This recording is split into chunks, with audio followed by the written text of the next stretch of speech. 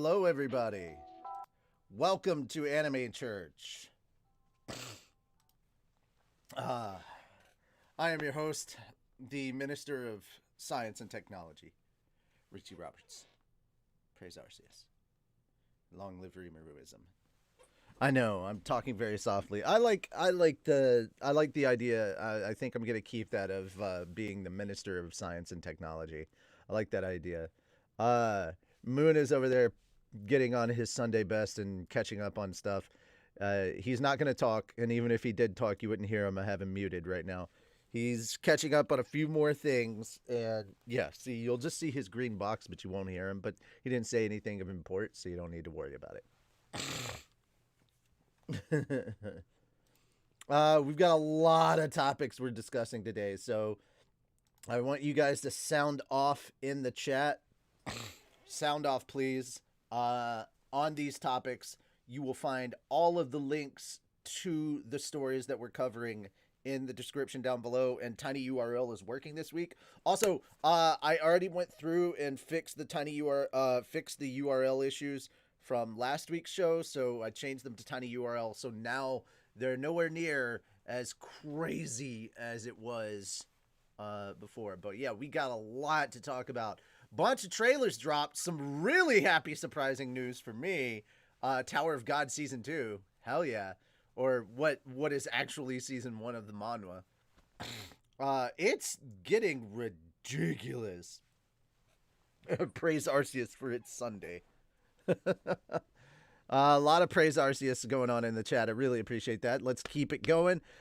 Spread the word, guys. Anime Church is live. We are talking about nerdy news. And I mean nerdy news. Some of this you may not think is relevant, but I guarantee it is. It's kind of, we're talking about anime, nerdy shit, gaming, and movies. Just basic movie cinema stuff that I find interesting.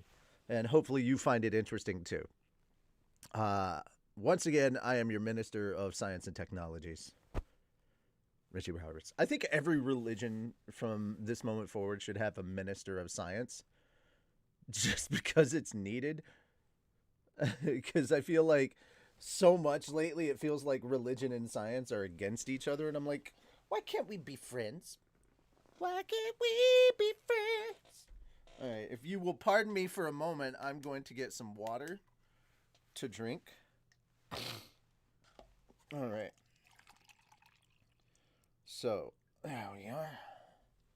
It's cold water, too. This is fresh from the fridge. Does Remeruism have a Minister of Science? Yes, it's Rimuru. He believes in science. Why do you think he doesn't want to be worshipped? Because he understands science and technology. Like, literally, when, if you haven't been paying attention, guys, and you really, really should, in the light novels, they were talking about this when they were building the Goblin Village, when it was just a Goblin Village, when they were rebuilding it. It was just the direwolves, the goblins, and maybe a few of the dwarves.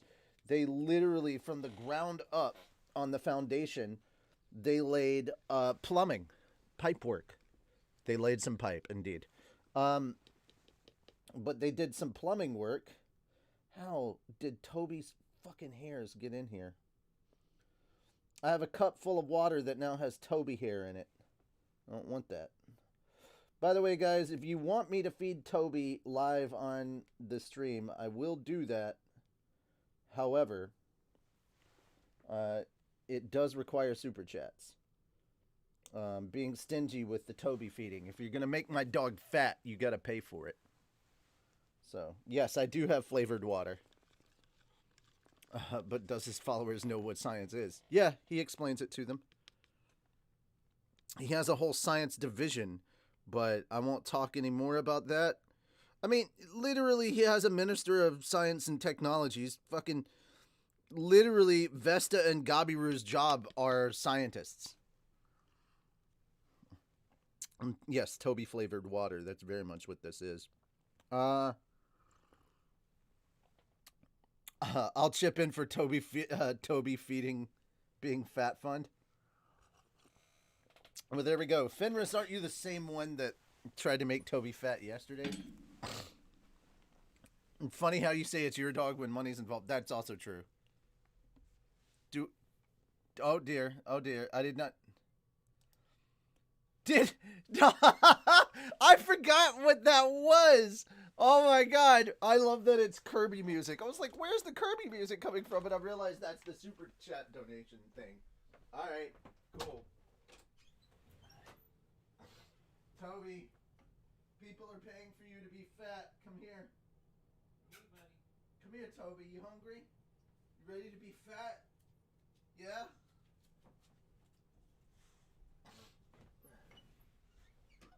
Alright. We gotta come up with a fancy title for you, buddy. What would you like to be? Also, could you please do me a favor and keep your dog hairs out of... Hi. I love you. Can you keep your dog hairs out of my water? Thank you. That'd be wonderful. You ready? Ready? Come see it. Come up. Ugh. This is Toby. He is Minister of Doggos.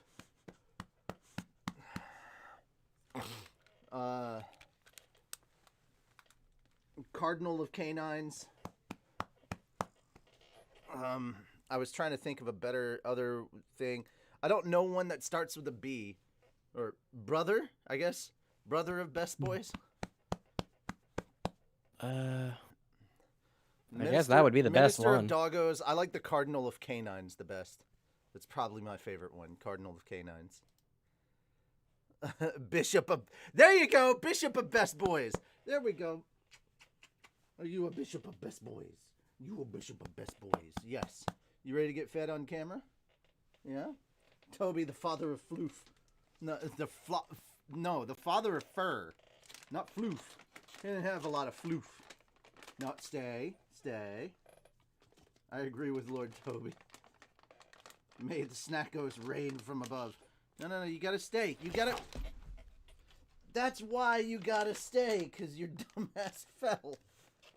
I was trying to open this for you. Just remember, for every $5, you can feed Toby a real treat. Hold on, let me do this properly.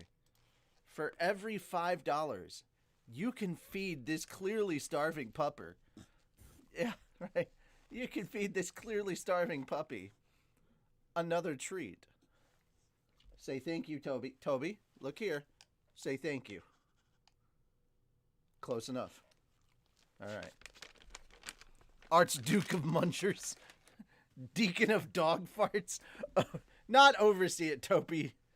I like some of the terms you're coming up with. Let's get more Toby terms going on in the chat. This seems to be the most active you guys are ever. If you would like to name the designation of my doggo. Oh, dear. If anyone would like to name the designation, the religious designation for Toby, come to the chat now. I should put this in like pet posting. Yeah, I should. Okay, so here we are.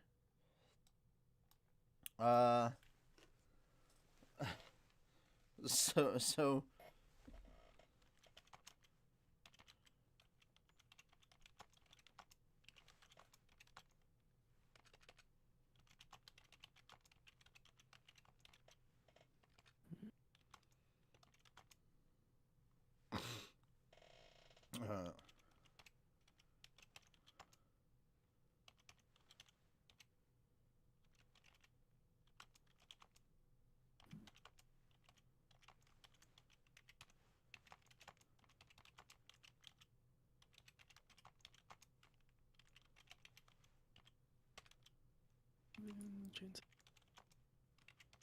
Are you still watching these? Yes. Oh, I let you I'm on the last one now. I literally unmuted you, so... Well, I'm on the last one. All right. Hello there. Oh, man. I would join the call that they're having in there just to see who would join, but yeah. Patriarch of Fat Dogs? Okay, Archduke of Munchies. I voted Lord Toby, Bishop of Best Boys. Bark Bishop of Snuggling. No, all right. It's Bishop of Best Boys. The alliteration. Priest of Puppies. Oh my god, I'm loving some of these. These are pretty good. I love the alliterations. Um, Minister Moon, chat, Minister Moon. Ah, I'm a minister. He is there. Yeah. Lovely. Well, if I'm the Minister of Science and Technologies, what are you the mission of? Arceology? That'd be it, because I know more about Pokemon than you do. I mean, I don't know jack shit about Pokemon aside from like a couple exactly. of movies. And exactly. I care even less. We are the conglomeration. He is of the Church of Remuism. I am of the Church of Arceus. Here's the thing. I do know this. Praise Arceus because those fools over there that worship a rock are fucking weird. Absolutely. Fucking why? I have a friend that did Poke Church, and that was the running joke, which was funny because like he literally had like a reverend's outfit, but it had a big R on it, and he was Reverend James. Oh yeah, so, that would work better for me because my real name is James. There we go. Well, ladies and gentlemen, we know what we have to do. We have to fund a James cosplay. Absolutely. With a big red rocket badge on here. Come on, we gotta get. Get Sunday best for James. What's even funnier is I have a cousin who is a ginger, and his name is Jesse. I should do it. No, okay. Tekka Blade. I know what a Nuzlocke is, and no. Maybe you won't, but I could. I have watched Jaden Animations do a Pokemon Nuzlocke, and no. I don't know anything about like types and shit like that, so it's not happening.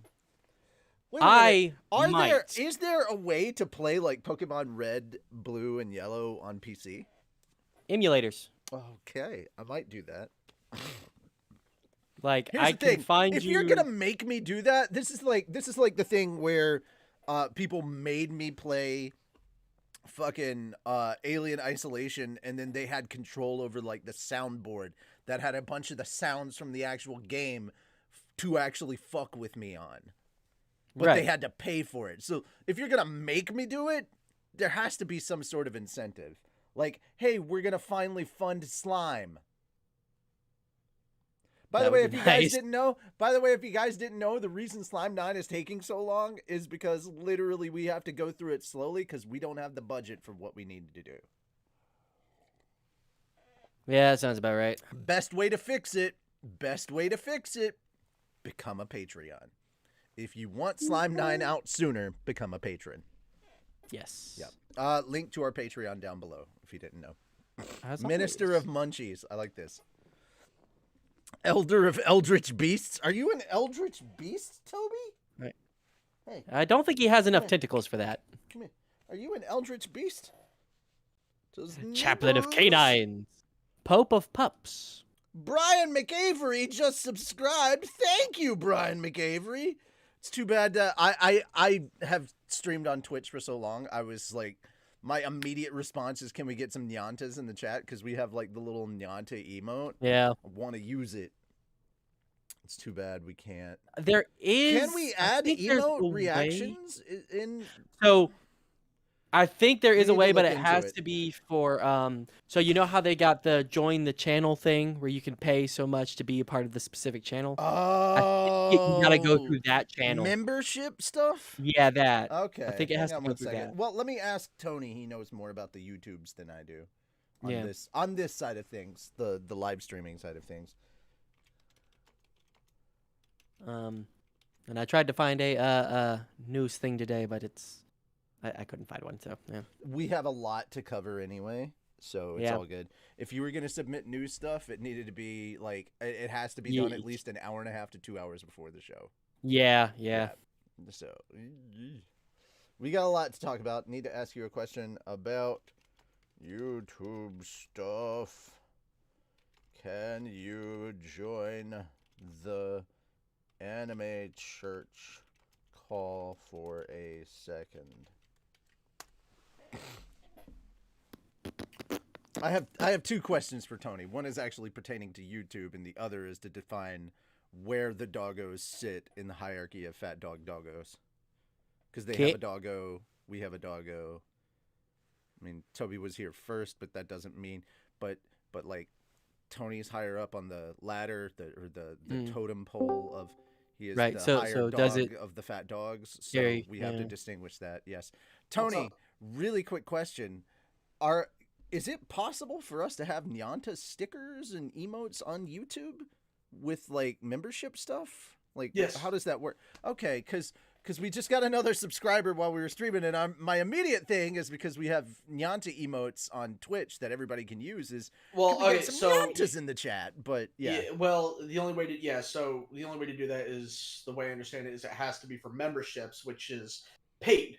Yeah. So it would be like another thing, which. Honestly, like to me, I'm not really sure on it because to me it feels like it's sort of double dipping. You know what I mean? Like we've got our patrons, then we have our members, and it's like, which flavor of do you want Coke or do you want Pepsi? Yeah. Oh no, come on, no, that's not even remotely how this works. Do you want Coke or do you want meth? Yeah. That's the more accurate description. Okay, so second question, and actually probably more important. What is the term that we come up for your doggo? Because we have two doggos here, and which doggo reigns supreme? Is it Toby, or is it yours? Like, Toby came first, so this isn't a chicken and the egg conversation. But like, where did they rank? Because you're higher up on the tier list than I am, so does that make my doggo lesser by default, or like how does this work? Because we've got random names that are coming up here for like designations for doggos, and I'm all for them. We have Cardinal of Canines, Bishop of Best Boys, and I'm just like, god damn it, these are all really good. I want to use them. Well, Toby's a boy, so Bishop of Best Boy seems appropriate. Yes. I love that. A missionary of munchies. Scene. That High priest of hound pups. Oh my, Pope of pups. Chaplain of canines. Chancellor of cuddles. Okay, Cardinal of corruption is also very much Toby. Teacher of tail chasing. Chairman of contained chaos. Also true. Also very true. Pupper Padre. Abbot of adorable. Good. Archdeacon of anarchy. I don't think that dogs fall under anarchy, but I think some fat dogs definitely do. Oh yeah, for sure. Priest of puppers, patriarch of fat dogs. He's not the patriarch. Bark Bishop of snuggling. That doesn't technically speaking, that would be me. You are the patriarch of fat dogs. Yeah, I have hereby officially ordained myself as the Minister of Science and Technologies for the religion of Rimuruism. And I am the Minister of Arceology for bringing this wonderful addition to Anime Church. Also, we're at some point, I made the joke, but if I make a joke about it, somebody's going to actually do it. I made the joke that we should just throw money at him to get him like a James wig, and he should actually be like James from Team Rocket. A James wig? Hell no. I'm going to go full on and get the haircut and dye my hair blue. His hair's purple. His hair's purple, yeah. Whatever. I will do it. If we start getting money for all that to put it together, I will dye my hair purple. I will shave. I will do the whole song and dance. You heard it live here on the internet. He can't take it back now. What about a talking cat? So, that's going to be the hard part. I can film one of my parents' cats and, pull a Markiplier, but I can't make any more promises than that. Meow, meow, meow. Yes, exactly. Too bad we don't have a ventriloquist on hand. You could make it talk. Oh man, we're so dumb. Hey, I do that one too. That one's just gonna be after Team Rocket, James. Oh god. But yeah, so it's the membership thing, and then there's the Patreon, and I don't even think that do we qualify for a membership? Yes. Oh, wow. I've been hesitant to do that though, because it's one of those things where that's something we should ask about, is like, hey, if we did like a membership thing, would you guys even participate? Like, I mean, I feel like that's something hurt we don't to make it an option. Like, if we don't have to put any money of our own into it, it's just kind of up to the people. If Yeah, they but want to throw at that the much same money, time, though, Patreon, the patron money goes, all of that goes to Fat Dog, basically. And whereas the YouTube money, that goes towards paying off the Patreon taxes. Like exclusively. Yeah. Gotcha. Because taxes are a fucking bitch. Oh, believe me, I know. Like, so, because it didn't do that last year. I got fucking killed on the fucking taxes that I had to pay for Fat Dog. Like, you have no fucking idea.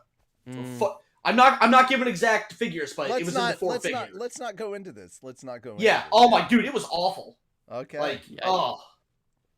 So yeah, that's where the YouTube money goes. Patreon is for projects. YouTube money is to pay off the taxes. Makes sense. So, like I was saying, become a patron today, because like literally that's how it's taking so much time, because we're actually. By the way, if we make vlogs for conventions and shit, it's tax deductible. Just saying. Okay. I mean, we did. Oh, speaking of Tony, here's the rub here, and this has got me slightly irate. The slime abridged panel got approved, but the Fat Dog panel got denied. What? That's what I'm saying, and I'm literally like, these are not the same. These are not the same, and we did our due diligence. There's no other abridgers at this con. So, did you reach out to them and be like, "Yo, WT fuck"? Yeah, I'm gonna like, here's the thing. I'm gonna talk to Raven. Like, I'm just gonna directly talk to her. I'm like, hey, I just want to let you know that the Fat Dog panel is very different from the slime. Slime is just that one series, and Fat Dog has 5 other series that we're currently working on. I mean, shit. We were gonna show, if it was ready, we were gonna show Shield Episode Hero. 9. Oh No, episode 9 is nowhere near ready. When is the convention? End of October. Oh no, dude! Shield will be done by the end of this week. Well, okay. You just said that live on the internet, bro. Yeah. Live on YouTube. Yeah. Okay. Okay. Yeah. No, because that's how close we are. We are like, yeah, we've got 1 foot over the finish line. Like, assuming a roof doesn't fall in on Calvin again, it'll be done by the end of the week. Don't say that. That's happened before. That's. I know. That's why I'm saying, assuming that doesn't happen again. Why would we're you golden. even? Why you're would gonna, you even? You're gonna curse it. No, it's okay. He carried. No. Listen, it's okay. He carried Madame Zeroni up the mountain. It's all right.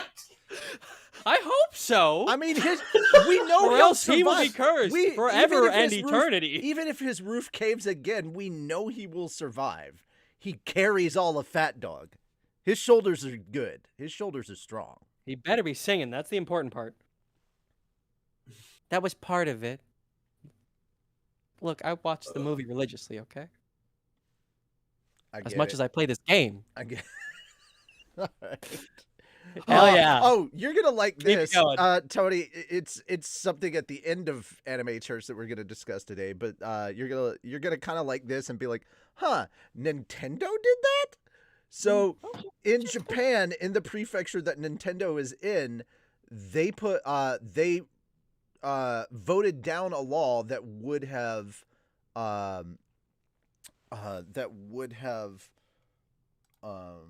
recognized same-sex marriage, and Nintendo just went ahead right after that law passed and were like, we recognize same-sex marriage. We are the biggest earning company in Japan. We employ the most people. Oh, and by the way, we recognize same-sex marriage. So come work for us because we don't discriminate. And I'm just like, wow. The prefecture that they're based in Nintendo. This is like a month old. Or like, well, a couple of weeks old, and Nintendo just went to their prefecture and went. It was beautiful. Yeah, well, see, the thing is with not YouTube, Jesus, with Nintendo, they do treat their, at least the Japan branch, they do treat their employees well. Mm-hmm. They're just shitty to their customers. Yeah, that's true. So, They also, wasn't Nintendo the one where the president just gave him, instead of cutting everybody else's salary, he took a fucking pay cut and ate in the cafeteria? By over half. Yeah. And then a couple of other executives also took some pay cuts because, like I said, the thing is, that was back when Nintendo was ran. When it wasn't ran by committee, it is now ran by committee, which is why it has been such a shitty fucking company. How long ago was that? Since Reggie left, because Iwata died, and then Reggie left shortly thereafter, and it's just been downhill ever since. As somebody who doesn't play anything other than like Zelda for Nintendo stuff, that's okay. I'll be the guy who's like, I fucking love Nintendo. Everybody's like, oh my god, Smash Bros, and I'm like, eh. No, like okay. I love Nintendo games. Mm-hmm. Well, most of them. Some of them, actually. I love some of the Nintendo games, but I fucking despise Nintendo as a company. They are the EA of Japan. Funny you At should least say. All right, hold up. Funny story. In regards to their customers. We're about to shit on Square Enix in a little bit, too. Sorry, that's not fair. They're the Bethesda of Japan. That's my bad. Sorry. Wow. It just works, and then it doesn't. Well, no, because like, what is Nintendo's Fallout 76? No, hold up. No, that's sorry. No, because Pokemon Company is technically not owned by Japan. By Nintendo. So Pokemon Company is the Bethesda of Japan. Nintendo is the EA of Japan. Sorry, I had to get my shit straight. I was fixing to say, watch what you say in the Church of Arceus. For real. But legit though, dude. Like Nintendo Online is Fallout 76. Ouch. Arceus was amazing, and Scarlet and Violet looks promising.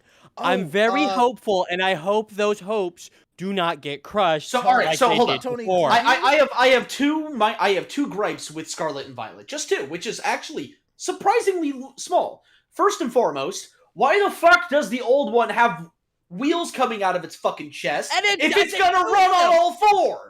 I know. Look, I want to buy Scarlet for the hot professor. No, Violet. No, yeah, Scarlet for the hot professor, but I want to buy Violet for the cooler dragon. Yeah, so, and point number two, well, I love the idea of finally introducing, like, type variations, like, that's really cool, but I fucking hate the implementation. It's like, oh, I'm a water type, you know how you can tell? I've got a fucking water chandelier coming out of my head! Hey, there's a little more to it than that. Because you could have a water type that'll have a grass thing pop out of its head, and so on and so forth. No, but see, that's my point, is it's like, oh, I'm this type. You know how you can tell? I got the fucking chandelier coming out of my head that's green, or blue, or what? It's like, guys, you don't have to have the chandeliers look dumb as shit! But I thought they looked pretty. Doesn't mean they're not dumb. I mean, like in what sense? Like, Pokemon are like animals in some way, right? Like, it's supposed to make some semblance of sense. Compromise. At least just a little bit. It's fucking nope. It's dumb. He says it's pretty. You say it's dumb. Compromise is it's pretty dumb. Yeah, it's pretty fucking dumb. Yeah. Like, sure, it's Don't not mind me. the I'll just be over thing. here drinking my tea.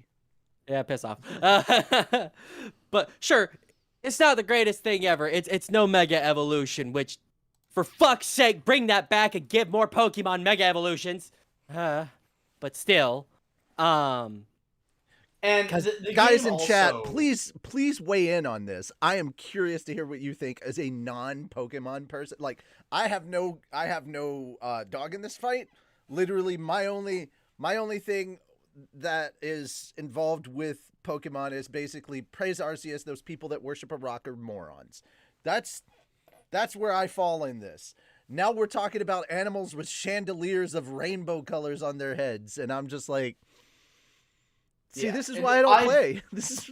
I am, in regards to the Pokemon Company, I never buy the games firsthand anymore. I always buy them used, because as far as I'm concerned, they deserve zero of my money.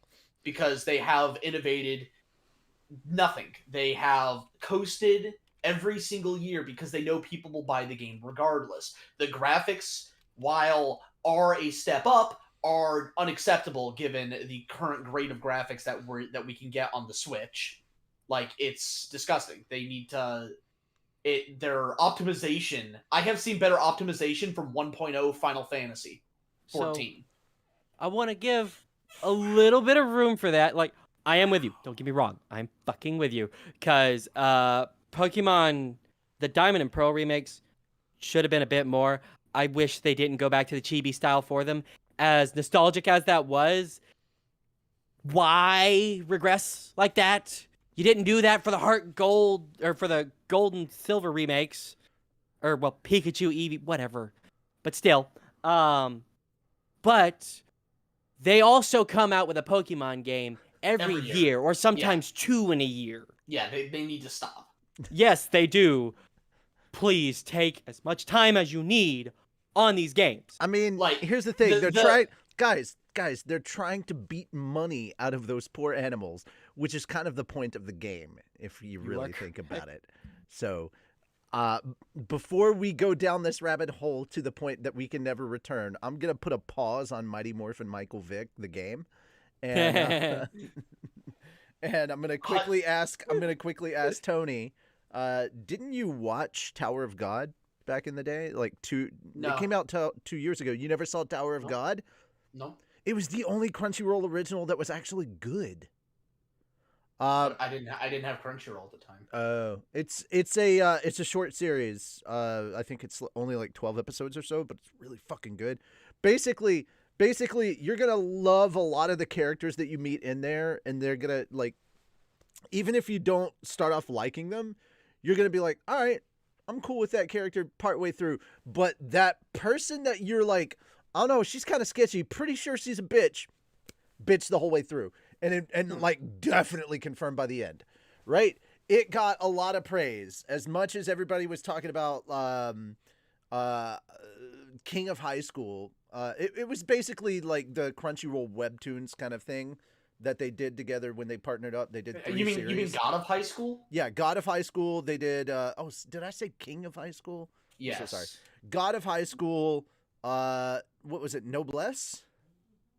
I don't remember. And then it was Tower of God. And Tower of God is the one that's really, really fucking good. And season 1 of the anime is actually the prologue of the manhwa. Like, and they just dropped a teaser yesterday for season 2. No announcement on what year it's coming out or any of that stuff. They just were like, hey, this is actually happening. And I was like, oh, go on. So one last thing before I duck out, I want to preface this. I want to preface this that I have not played Arceus.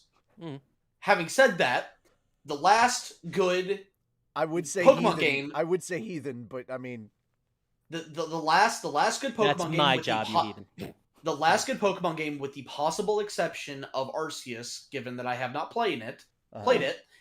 The last good Pokemon game was Heart Gold and Soul Silver.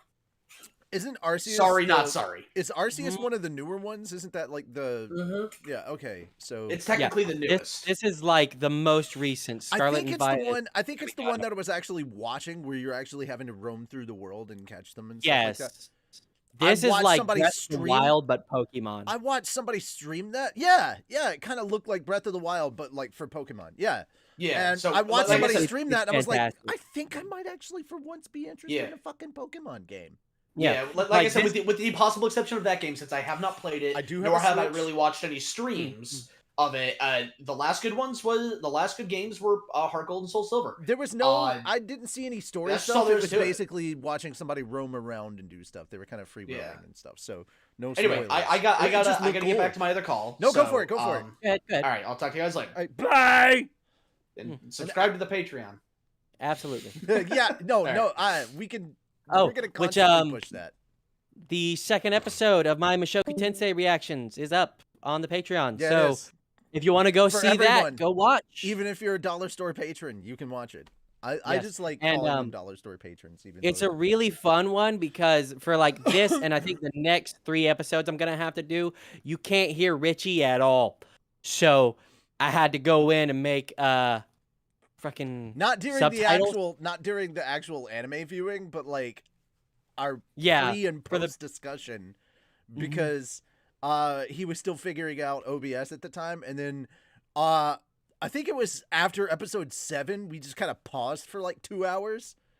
Oh yeah, And and then we're grabbed- just like, okay, and then- we're gonna fix all this shit. Yeah, and then we grabbed like plugins and a bunch of other stuff, and it wasn't a mute. I wasn't muted. No, it wasn't muted. It just his I forgot OBS to is set up trash. the audio. Yeah, he forgot to set it up for the other scene, and then we literally went through and downloaded a plugin that literally lets you have kind of an OBS soundboard kind of setup, which is what Made I it so much use. easier. The reason you can't, I'm not, all right, here's the thing. I can get notifications and all sorts of other shit on my computer. You will never hear it from his audio.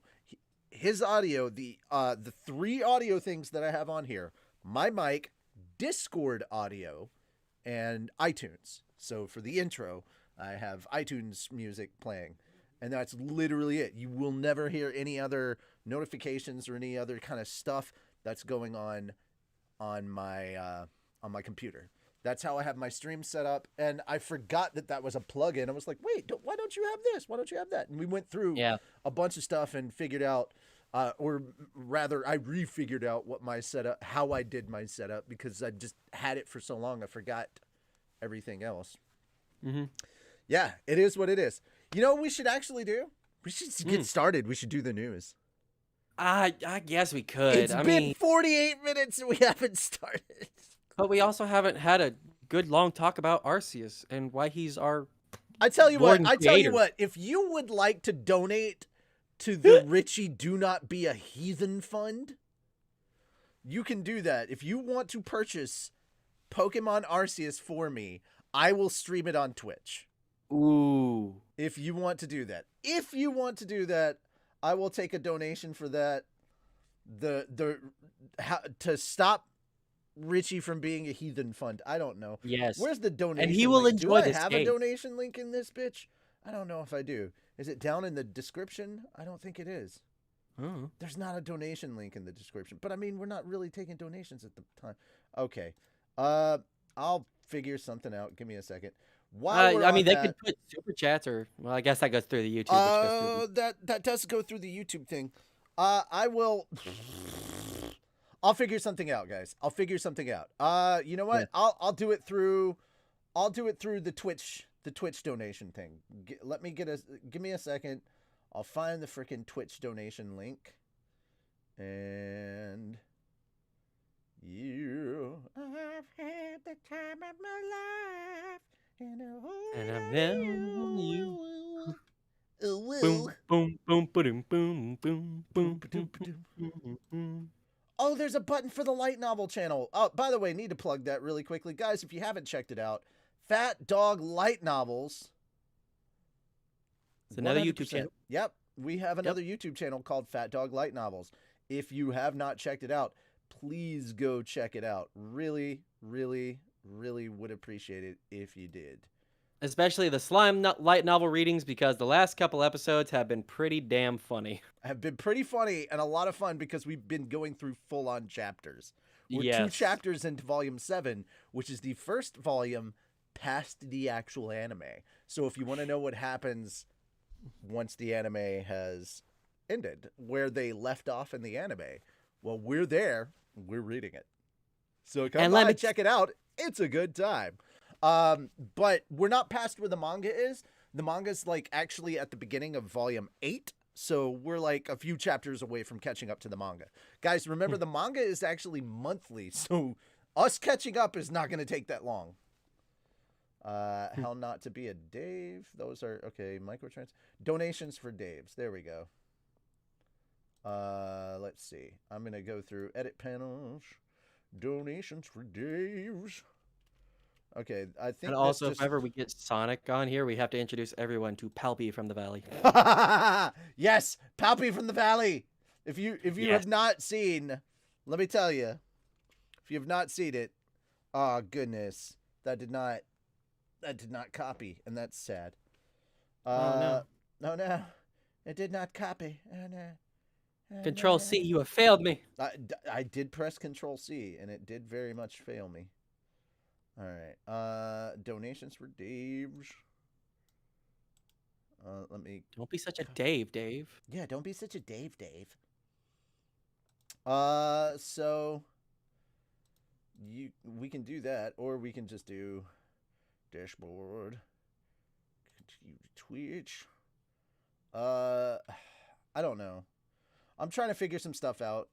I need you back for another question. Where I just need what is the donation link? What is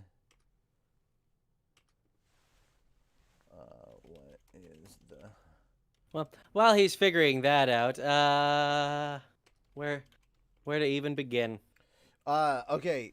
Well, it would help if when I ask a question, if I actually put a question mark. I'm so used to typing like statements. Okay, so let's actually talk about some stuff. Yeah. Destiny 2 has a lawsuit, and it reveals more horrific threats to Bungie developers. Now, this is not the same lawsuit we talked about previously. New details have. Hang on. New.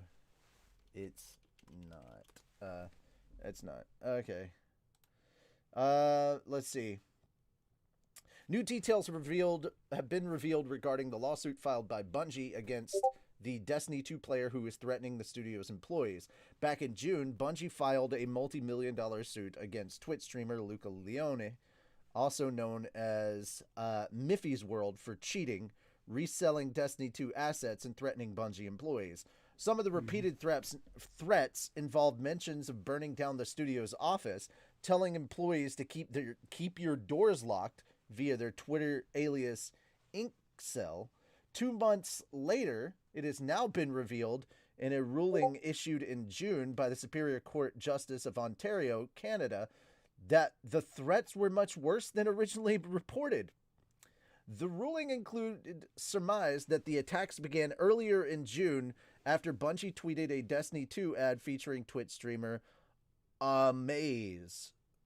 Shortly after the Bungie tweet, several employees of Bungie began receiving voicemails and text messages on personal, unpublished telephone numbers, repeatedly using the racial slur referred to colloquially as the N-word. That night, a person who called himself Brian left a voicemail on the personal telephone line of the employee who posted the ads. Brian referred to the employee by name and requested that Destiny 2 provide a scene or downloadable piece of content for N-word killing. A few minutes later, he called back and identified himself as a member of a far right-wing social network known to publish material that is censored from mainstream social media. He repeated the request for an N-word killing DLC to be added to Destiny 2. Additional details include voicemail messages to employees which consisted of racist and homophobic slurs, delivering a pizza to another employee's house and leaving a voicemail saying enjoy your pizza, and tweeting a photo of the employee's Bungie ID saying this person is not safe. Literally had their address. Keep in mind, this is some crazy, scary shit.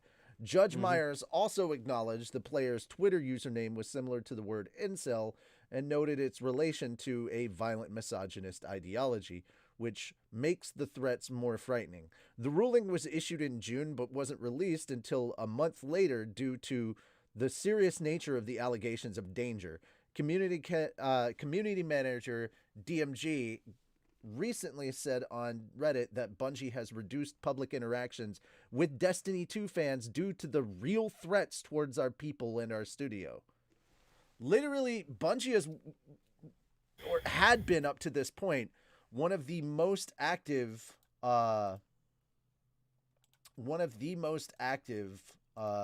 in engaging with their audience and their fans and in the community. That's literally one of the big key points that they had going. Okay, hang on. Donation.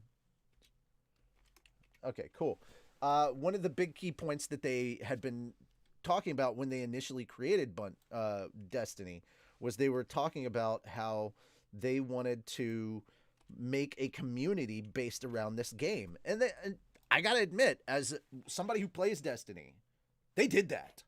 Whether you like Destiny or not, they did that.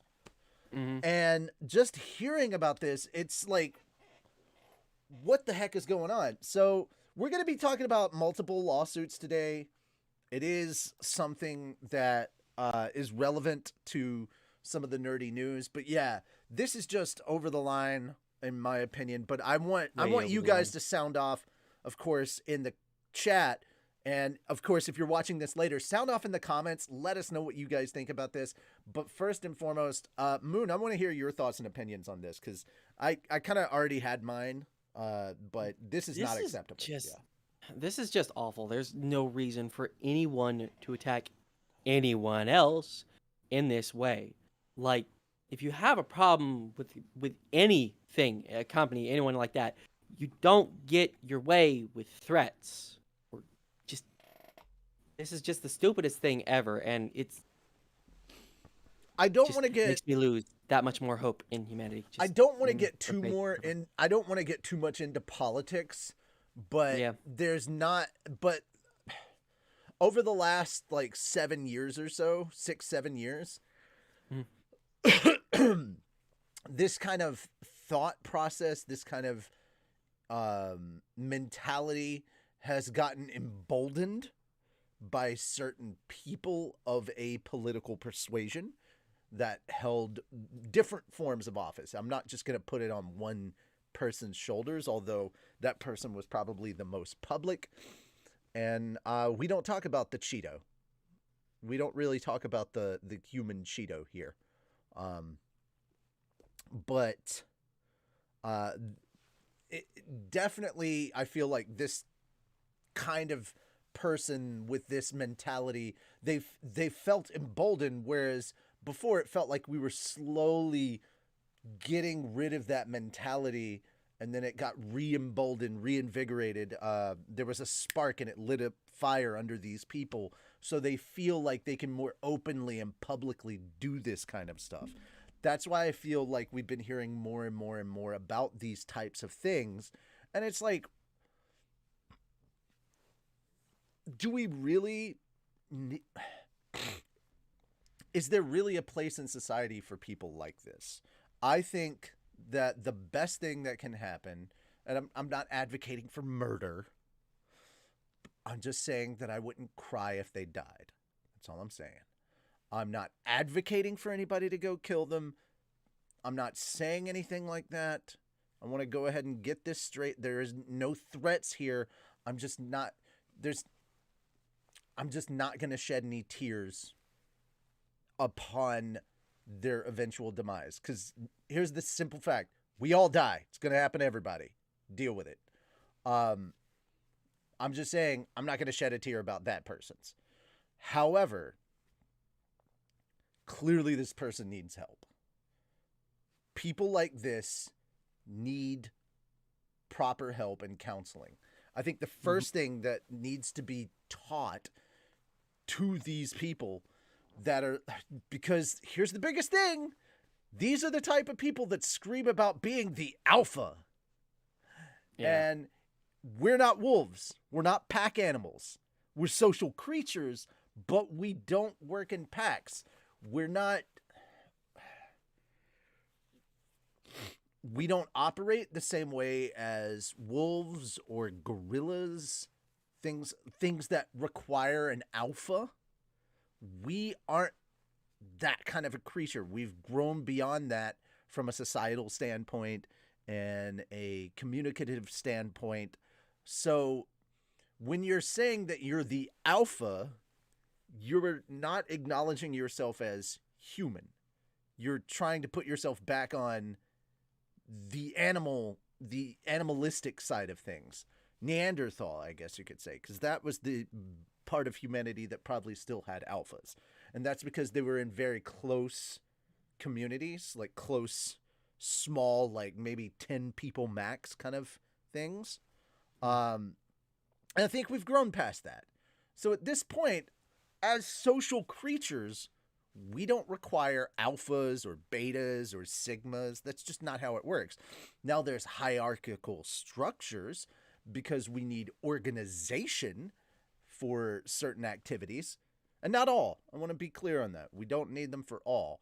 But being in charge and being in control are very different than being an alpha. And usually the people that scream that they're the alpha are the biggest fucking snowflakes. They cry so quickly when their rules, belief structures are challenged even by a millimeter. So I think we've grown past that, and we can now, 2020 showed us a lot about how a lot of us are self-sustaining creatures. We can live alone and be completely happy with it. We now live alone in mother's basements. I don't know, man. My stepdad's attic's pretty comfy. Anyway, but that being the case, though, this is childish behavior, I feel, and this person needs help, and that's where I'll go with that. But I'm curious what you guys think in the chat and in the comments. What are your thoughts on this behavior? I kind of am rambling on because I've been wanting to give you guys enough time to type it up, but not enough of you are typing it up in the chat. So please get to typing. If you missed it, if you just came in and you're like, what the frick is going on? We just found out through recently this week through public filing of the court case that there was a person that was calling employees' phones at Bungie, sending pizza to their house to confirm that they had their addresses, and then leaving a voicemail saying, "Did you enjoy your pizza?" and all this stuff, using massive racial and homophobic slurs and things like that, and threatening employees with violence and death, and also requesting that there be a DLC for N-word killing in the game. And I'm like, I don't think you understand. It's humanity versus forces of the darkness, and it's not even just humanity anymore. I don't quite think you understand what's going on with actual Destiny. Maybe you should play the game and then you'd understand. It's not like that. Also, bro, Bungie, probably one of the most inclusive kind of companies. You're like, hey, we should put this in there. And I'm like, bro, you could not be talking of what is possibly a more left-wing community. They're based in Seattle, for fuck's sake. Not only that, but when they did their big reveal for the Witch Queen back in, it was Beyond Light. When they did their big reveal for Beyond Light, they literally, as the program began, they didn't start showing anything for Beyond Light. They had a black screen with a countdown. That countdown was the amount of time that George Floyd laid there before he died with someone's knee on his neck. There was literally that countdown, and that's what we all said. And that was at the height of it. That was like shortly after, like maybe a month or so after. So on the opposite political spectrum from what this guy was kind of ranting and raving about. Yeah. I'm sorry. I gotta kind of agree with one of the Bungie employees on the Witch Queen Vidoc that literally says, fuck racism. And I'm like, yeah, fuck racism. I think that's something we can all get behind. It should be anyways. So, yeah, fuck racism. That's where I'm at with that. Bungie gives buys tablets for classrooms for schools that are underfunded and stuff. So their classrooms can use iPads and stuff like that. I think they're Microsoft tablets, but I don't know for sure. But yeah, they give back to the community a lot. And dude, if you don't know what Guardian Con is, They raise a shit ton of money for charities for like St. Jude and stuff. There's like 4 different charity events that Bungie does yearly that their community gets behind. And I gotta say, I'm really happy to be involved in a community that I know is way better and much more. I would just say that's just better than this. We are so much higher than that. There's some seriously sick stuff that the community has done, and sick in a good way, not. But like the amount of charity money and stuff like that, like Guardian Con grew to what it was because of the Destiny community, because it originally started as a Bungie Destiny kind of thing. That's why it's called Guardian Con. And it's like this big convention, gaming convention, where it's all about charity. I mean, just look at, I mean, just gamers in general. We're charitable AF. Look at Games Done Quick. You know, Doctors Without Borders, and things like that they fund. Anyway, yeah, this is just going through the comments. Damn, this is why trial by combat should be a thing. It's not good whatsoever. So yeah, okay, totally sick and wrong.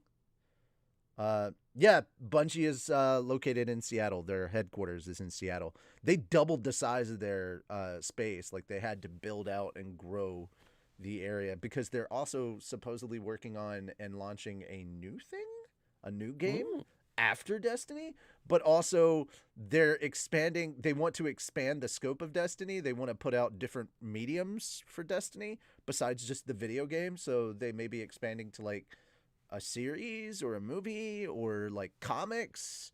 Who knows? There's all sorts of different mediums, and there's so many stories that they say they want to tell in the Destiny universe that can be told that would not be a retelling of the main story or affect the main story. It's just I'm down for it if they can do it right. Yeah, I'm all for expanding on a story if it does not mess with your continuity.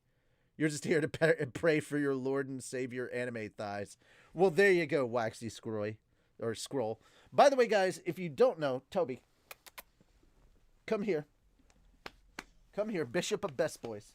Come here. Mm-hmm. By the way, hi. Welcome to Anime Church. I am your Minister of Science and Technologies, clearly as I'm wearing a lab coat, Richie Roberts. I am your Minister of Arceology, Moonlight Sparks. And this is our Bishop of Best Boys. Come here. Come here. Tobias J. Bartholomew Dog. Why is his middle name Bartholomew? What is the J for? We don't know what the J is for. But Bartholomew is because that's what he'll do. He'll barf all on you.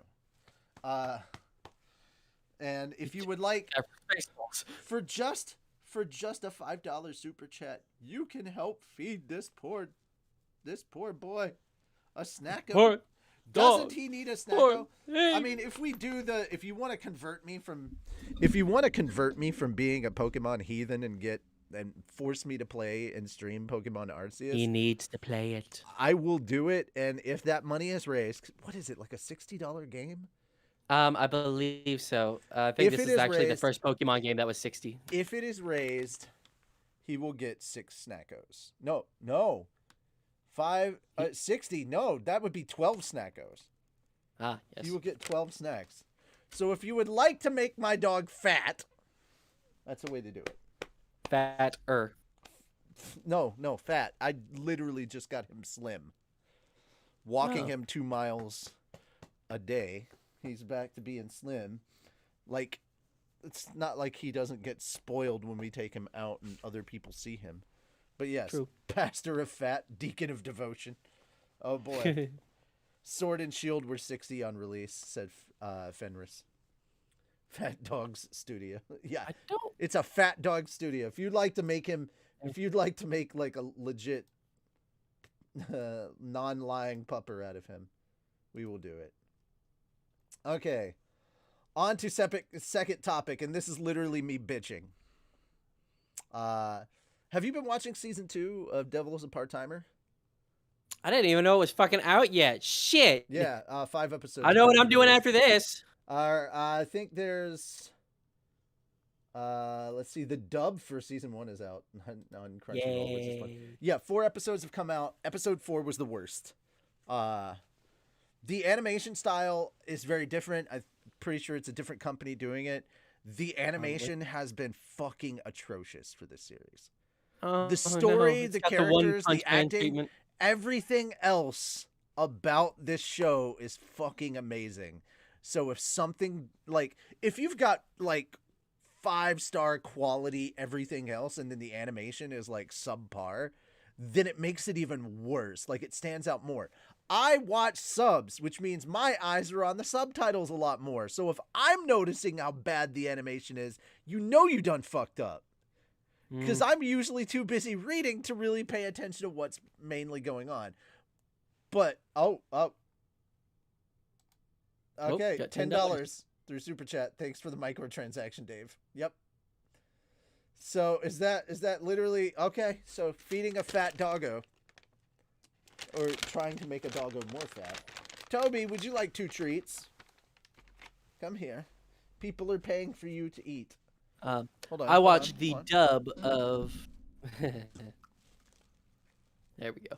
I have friends that work on the dub, so it was kind of interesting. For the first time, I listened to the dub, and I heard their voice. I don't have any more for you. He's like, want more? Want more? Want more? Ask them. You want more? Ask them. Look at the poor child. He wants more food. Give the money so we can feed him. Okay. Or maybe you just don't care. I mean, we could use all those super chats to just be like, okay, if enough of those super chats total up the donation, I guess. I don't know. I'll have to ask Tony how this even works and be like, all right, well, people have apparently wanted us $10 anime thighs for life. Look, it's called Thigh-deology. There is a subset of Thigh-deology called high Thigh-deology. And we appreciate both here. No kink shaming in the guild. Hey, actually, the price has dropped, so it is now mostly around the $50 to $48 range. Oh, nice. Depending on where you get it. Boar. Bishop of Beagledom. I like that. Beagledom. That's great. I watch subs, but I'm not too busy reading them. Okay. Yeah, the animation has been atrocious, and I can't... Oh, my God. Here comes another one. Let him eat. Let him eat, they say. Okay. Should be getting the notification soon. I'm not hearing a notification. Where's the notification going through? The notification may only activate on the $10 one. No. There it is. It took that long to go through. But why though? No, you got to jump for this one, buddy. Come here. Come here. Well, almost got it. Almost got it. You can do it. There you go. Good yeah. Boy. Earned his treats. Earned his treats. All right. So, yeah, have you guys watched season 2? Who's watching season 2 of Devil is a Part-Timer? And what are your thoughts on the animation quality? I think it's just been... It is definitely not what I feel this show deserves, especially considering that the quality of animation for season 1 was so goddamn good. But you notice it even more in the new episode with Gabriel. There's a part where... Dude, I paused this episode 3 times because I was like, I can't. And every time I paused it, it looked terrible. No matter what frame I was on, it looked so bad. And I'm like, dude, this show deserves better. What the hell's going on? But I remember the it feels like everything was done so good. Everything was done so good, and the animation just looks phoned in. I mean, it's not terrible, but it's not passable either. It's not Overlord CGI bad. You're enjoying it, but yeah, you agree. Okay. Is there no sound for it? Is there no sound for what? I'm hearing it. Oh, that's right. You guys may not hear it. Wait, why are you guys not hearing? I see the notifications on screen. Are you guys not hearing the sound for the notification? Ah. Yeah, I don't have the Give me a second. I'll get to the. I'll go to dashboard for YouTube. I don't have the YouTube stuff set up. Give me a second. Alert box. Well, there's your problem. Hey, shut up. No. What you think this is, man? I so think this is my place, and you will obey me. Yeah. Well, whatever. If he does get to play Pokemon Legends Arceus, hopefully he will try to stream it on a day that I can join him, so I can help talk him through some shit and help him with some battles, because I will not. also kind of want to watch him lose. Do what? I will not. Aw, you're no fun. I will purposely do it so you can't, just because I think it's hilarious. All right, fine. Then I'll just go in later and leave mean comments about like, well, you could have done this, but oh well.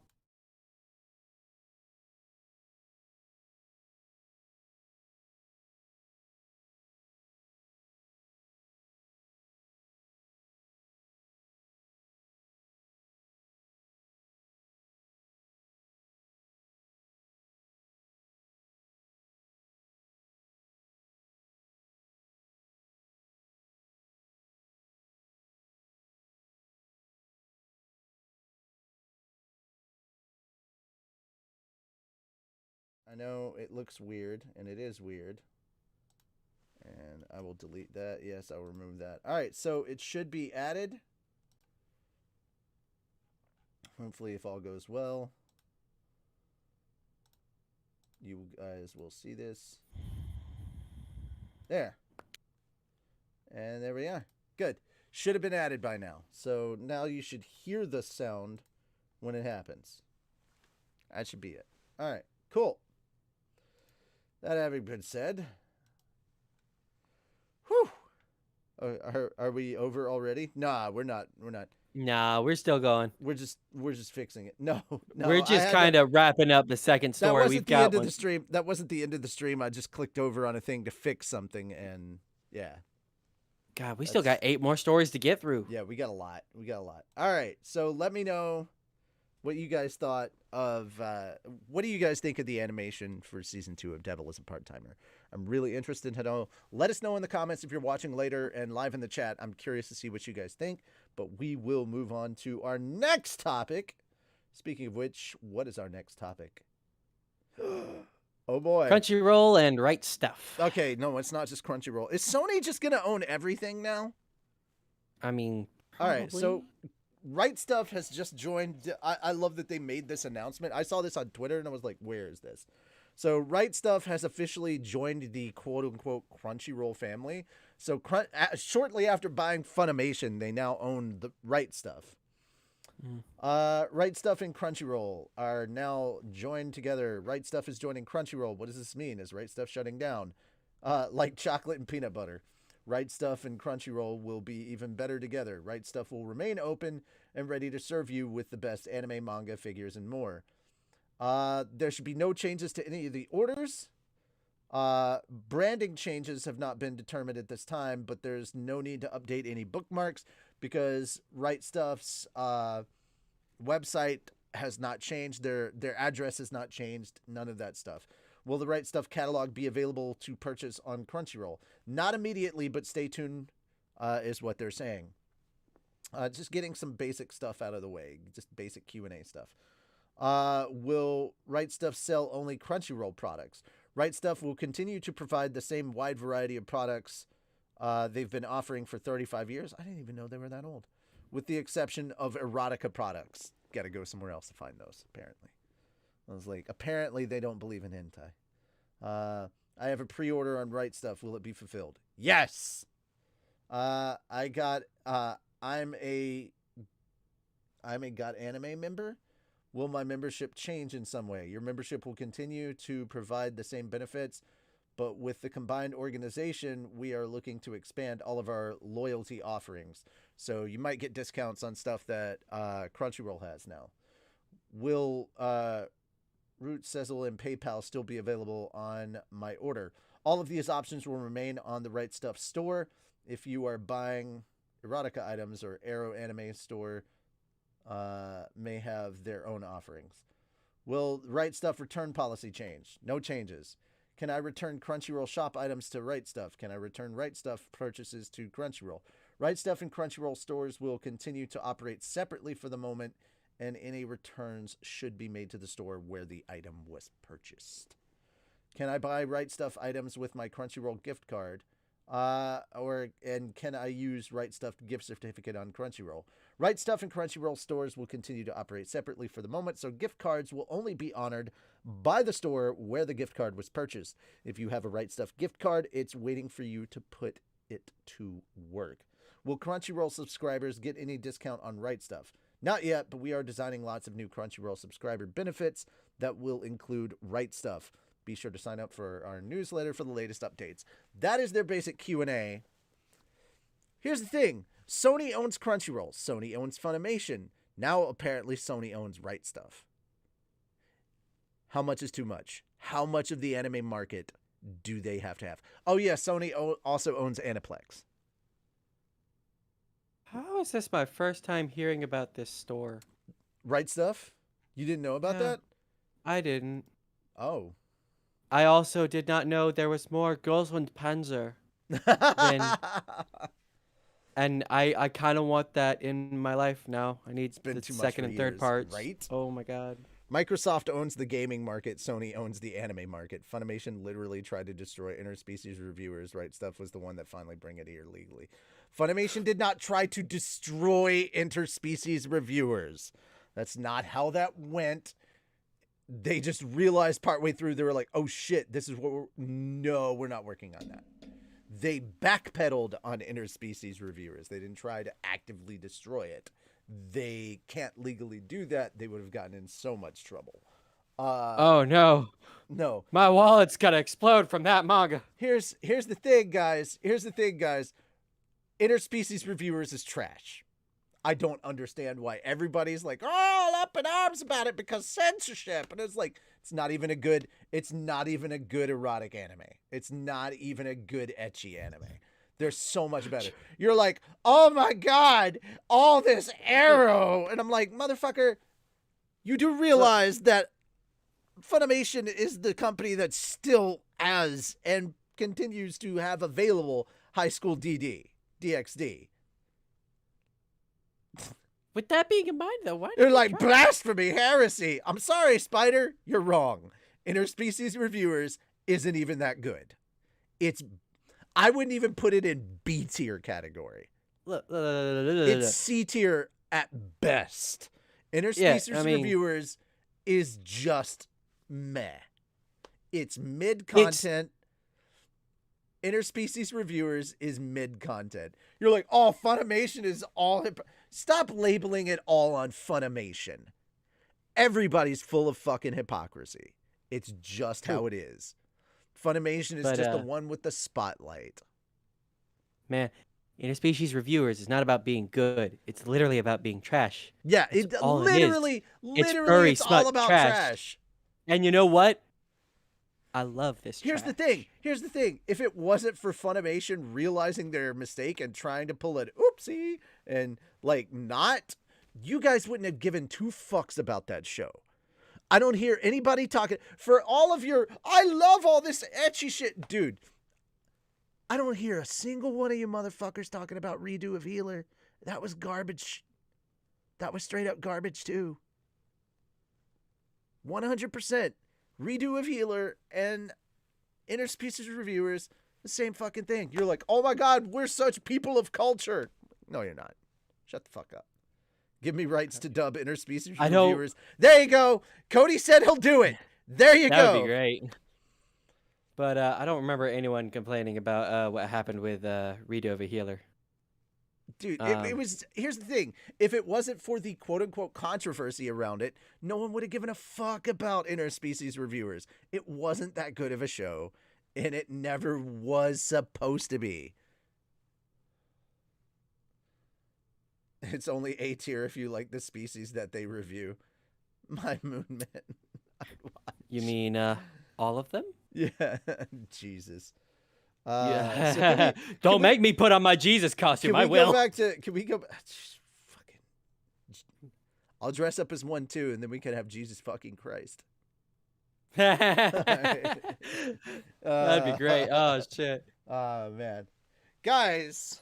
I could get like y'all are throwing shade at Funimation that it doesn't even make sense that you're throwing shade at Funimation for interspecies especially reviewers. because like the show is Funimation trash. dropped it. The show and then, is like trash. a whole bunch Funimation of places dropped in it. Japan dropped it. Funimation dropped it because they were like, oh fuck. They realized what it was that they were putting out, and they're like, we're not comfortable with this. And you know what? Any company is allowed to any company is allowed to change their minds about that. This was borderline hentai, and they were like, you know what? We're not a hentai company. And then you cried that they said, hey, we're not a hentai company. We're okay with ecchi, but like this is a little bit too far, and we're not okay with that. And you know what? That's their decision to make.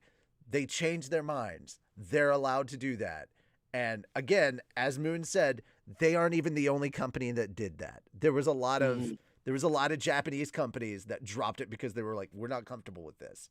And it was all because of the same episode. As soon as they got that episode, they were all like, no. Yeah. No. Because here's the thing. If Funimation had still put it out but heavily censored, you'd be bitching just as fucking hard. So shut up. You were never going to get your way. This was not the series that was gonna. This was not the series that was gonna go to that mainstream level. This was not gonna make that kind of money. In fact, it might have lost all these companies money. As much as that may hurt your feelings to hear from a business decision, and I absolutely understand what they did. And I can't hate them for it. Also, the same people, I just want to point out that the same people that bitched about Funimation and are making Funimation to be an evil corporation because of interspecies reviewers, you're the same motherfuckers that pirate your anime anyway, so shut the fuck up. Like, I know for a fact that so many of you are on like 9 anime or whatever. Or Kiss anime. I don't fucking know. I don't pirate my anime because Kiss anime got shut down. I don't know. I don't know. I don't pirate my anime. I don't need because I put my money where my motherfucking mouth. Well, I know you don't. You're using my subscription. True. Yeah. I mean, I also have my own subscription to Funny. So well, I stopped my subscription to Funny because most of Funimation's catalog is now on Crunchyroll. So I'm just like, the ones I care about are on Crunchyroll. I will probably do that too. Yeah. Thank you, Papa. Anyway, most of it is. Oh no, not gender swap. Funimation dropped it and held on to it long after they should. It's not the gender swap that was the problem. Bro, so many people got sideswiped by that. Kiss anime getting put down was a big piece of news. Okay, cool. Again, I don't pirate my anime, so I don't fucking know. When I say, hey, when I'm out here saying, hey, support the official release, it's what I fucking do. And I figure if I don't do that, I don't get the right to preach. Hey, I don't get the right to say, hey, support the official release when we put out abridging content. And also, if I don't support the official release, then I can't cover anything about anime piracy. Like, I'm not perfect, dude. Do I pirate some shit? Yeah. Do I pirate my anime? No. If I can't buy something, it's a whole different deal. Here's how bad it is. As much as I want to fucking watch this show, and I've heard amazing shit about it, I have not seen a single episode of Summertime Rendering as badly as I want to, because it's not available anywhere for me to watch legally. So I guess I'm just going to have to wait. And you know what? I can wait. I can bide my time. I can wait, and I can watch it, and I can get all the same excitement and feels that you guys have when you're watching it week to week. I'm going to do that. Here's why. Because I'm a big boy that puts on his big boy pants, and I can adult motherfuckers. I'm not... I do realize that I am part of, and I grew up in the generation of, I need this now. But sometimes I can curb that. So I have a little bit of self-control. Someone buy this man the DVDs. For what? Summertime Rendering? I fucking need it, bro. Like, here's my biggest thing. And this is, I've bitched about this before. and I will continue to bitch about this. Disney Plus is making the dumbest mistake possible. They are the ones streaming Summertime Rendering only in Japan. And I'm like, fucking subtitle it and put it up for the rest of us. You've already shown that you could do a weekly series. Just put this shit up there. You're fucking hurting the anime community. Who decided to let Disney into the anime industry anyway? If they're not going to do it right, then get the fuck out of the game. You're literally losing money and forcing people to pirate this show. Anyway, sorry. This was supposed to be about Sony and how much they're buying everything up, and then it eventually winds its way back to Disney, as per usual. And it's because somebody always is going to comment about Funimation and how they don't like them and how they're so woke. And it's bro, the term woke is in itself a meme now. It's gotten to the point where it's not even what it originally started out as. It's so freaking funny. They're like, oh, they're so politically correct. I was like, you're saying Funimation is PC because they didn't want to put out what is borderline hentai. You know what? Their company, their choice. Just saying. Hello, fellow followers of Reamerism. Praise Arceus. There you go. Some Praise positivity Arceus. back in this bitch. All right. Dude, there's been a lot of weird shit that's happening, but we can finally talk about some good news. Some people are kind of pissed about this, but I'm kind of on board with what David Zaslav is doing. If you haven't heard the news, they canceled Batgirl, and Flash's season 9 is going to be the final season. Honestly, I think the Flash should have gotten canceled a couple of seasons ago, because I mean, I don't even remember what the last season I watched. Pardon was. Pardon the pun, but that show has run itself into the ground. Heh. So David Zaslav is cleaning house, and he's like, hey man, what they said, here's the quick discussion about Batgirl. They looked at it and they were like, this performed so poorly in screenings. There's no reason to keep this around. This would do nothing but hurt the brand. We're just going to take the loss and put this down as a tax write-off. What a tax write-off on a movie means is it will never, ever see the light of day. Never. You will see no promotional material. There's so many people bitching, oh, the people that worked on this movie worked so hard. And, because this was filmed. This was it had finished filming. That doesn't mean it had gotten all the work done to it. But, it had gotten to the point where they did a test screening. And the test screenings were fucking horrible. It was subpar. People did not like the costumes. They said even Michael Keaton's Batman costume was not, they did not like that. This movie was not well received in a screening at all, and it only had one screening. That's as far as it got. They looked at it and they decided that the story was so bad that they shouldn't even try working on it to fix it. It would cost more money than it was worth. And this was a show that was simply made for HBO Max. It was never going to get in theaters, so nobody's losing money by them canceling it. Everybody that worked on this has already gotten paid what they were going to make from it. The studio is the only one that's losing money. And they felt it was so bad that a tax write-off was the only way that they could recoup any of the losses. So they axed it because it was that bad. So I honestly, I'm siding with Warner Brothers on here. I honestly have seen enough bad DC movies. I don't need you to add another piece of shit trash movie onto the pile. I would rather you kill it and get to work on making the brand better. Because there's a lot of potential from DC. I really, really eagerly wanted to see this battle between DC and Marvel with these great characters they have and these great storytellings. And not everything that DC's put out has been trash. The first Wonder Woman movie was fantastic. I really enjoyed Shazam. I thought that was a really good movie. I'm looking forward to Shazam 2. Aquaman 2, I've heard even though Amanda Heard, sorry for the Heard puns, even though she's in it, even though Amanda Turd's in it, I might actually watch it because Batfleck is back. Yeah, I'm looking forward to that. And DC's not killing off their entire slate. The Batman 2, the Matt Reeves version with what's his name? Cedric Diggory. Yes, Cedric Diggory. I don't remember the actor's name. I'm blanking on his name right now, but you know who we're talking about. That one, they've greenlit this sequel for that. Of course, they're gonna let that series continue because the Batman was fucking phenomenal. Really good detective noir thriller movie. Very much enjoyed it. Aquaman, the first one was actually good. I don't think it was as good as Shazam. I honestly think Shazam was, out of those two DC films, I think Shazam was the better of the two that came out that year. But I mean, to each their own. And dude, that one made money.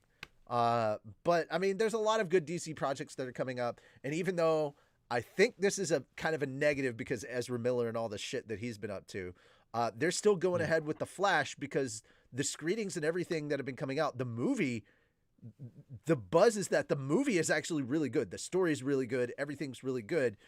The only baggage on it is just that it has Ezra Miller on it.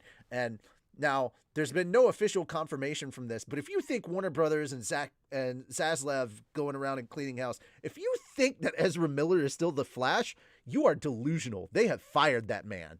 If they're making a sequel to this, they're probably recasting. You know what I think would be cool? If they just took the Flash from the TV show, because he was a pretty good Flash, and just brought him into this. There's been talk about that. I guarantee they're not going to do that. Grant Gustin, I don't think that's going to happen. But you know what? If I'm wrong, I'll eat my words. They look tasty anyway. That having been said, there has been a lot of stuff that has been talked about, and we'll continue on this. There was a call, I forget, an investors call, and that's where a lot of this conversation is coming from. Just 2 days after Warner Brothers Discovery, because remember Discovery merged, and that's how they took over. Discovery made the stunning move to cancel the HBO Max film Batgirl, and unapologetically, CEO David Zaslav sought to reassure Wall Street that there is a cohesive plan for the future. You look at Batman, Superman, Wonder Woman, Aquaman, these are brands that are known everywhere in the world, Zaslav said during an earnings meeting. We have done a reset. We're restructuring the business where we are going to focus, where there is going to be a team with a 10-year plan focusing on DC. We believe we can build a more sustainable business. So they're kind of looking at like the Marvel kind of thing. DC's going to be its own separate thing now.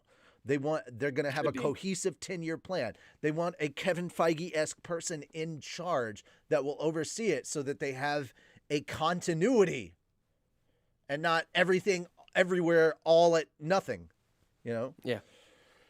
DC has long wished to emulate the success of Disney-owned Marvel Studios, which Kevin Feige has built into the highest grossing film franchise in history.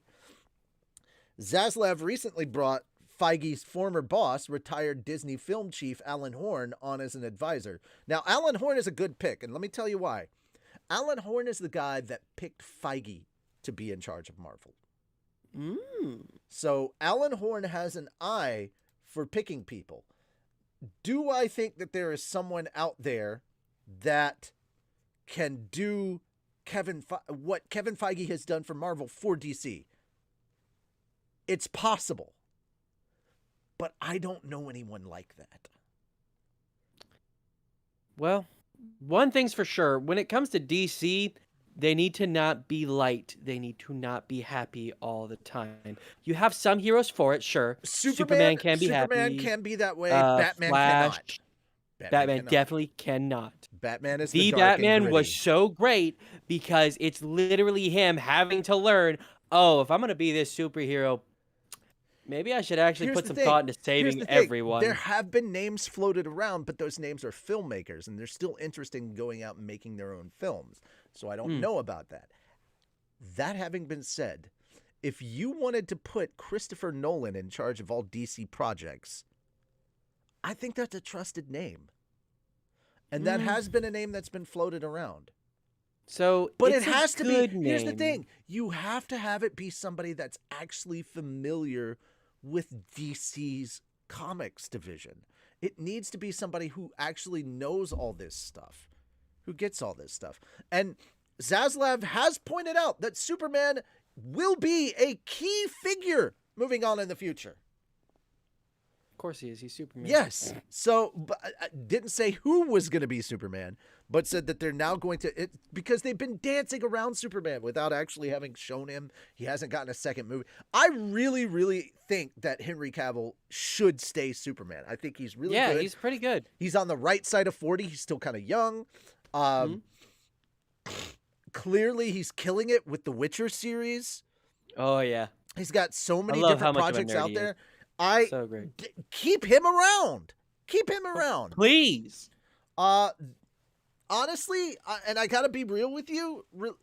I did not start off as one of these people, and it wasn't until I dived into it a little more to kind of look around and go, "What are these people talking about?" And then I find out, oh God, the original Suicide Squad movie was quite different. The filmed version was quite different from what came out in theaters. The people that cut the trailer, Warner Brothers hired them to actually cut the theatrical edit for the movie. It was not what David Ayer shot, and what he originally cut was not what we got in films. So that's why you hear people screaming about the Ayer cut. I would love to see that. It's not like it's not like, hey, the Snyder cut of the Justice League didn't make Warner Brothers some money. It's like, put that out. Because I've seen both versions of the Justice League. The first one was kind of fun, but you could definitely just feel it. It's like, oh, they're trying to be the Avengers. How nice. They're trying too hard to be the Avengers. And funny enough, they hired Joss Whedon, who did the Avengers, to do it. Yeah. And that's why it's too Avengers-esque. And it's like the Justice League is not the Avengers. But when you watch the Snyder cut, it's so different, and it's what I expect from Justice League. Yeah, it was really good. Really, really good. Yeah, it's always had its happy moments. I loved the Justice League TV show, but the Justice League TV show also had so many dark moments. Keep in mind, guys, that the Justice League movie that we got was, the Snyder cut of Justice League that we got was very, very dark with heavy dark tones. But at the end, it was, when it did finish, it was about hope. The whole point was it was about hope. And honestly, I liked how they did it better in this one because Superman was much more of a key figure, and I think he had a better arc. It just is what it is. And guys, here's the thing. You have to kind of reinvent Superman as kind of like this fish out of water because he is, in fact, an alien of this world, and he is a little bit out of place, even though he's been raised as a human. You have to kind of focus in on that because otherwise Superman's just fucking boring. Gotta be honest with you. If you're big Superman stans, I hate to tell you, with his power set and everything and his truth, justice, in the American way, like, dude, that worked in the 40s. It just ain't the same now. It's kind of boring. The animated series. I always go back to the animated series. Reboot. But it's the gold standard because the animated series had his fight with, I think it was Doomsday. It was one of the big, I will say this: Batman v Superman was fucking atrocious. Outside of the Batman stuff, it was fucking atrocious. Even with the extended edition, it's like, dude, you can't do Batman versus Superman, which is basically the Dark Knight Returns.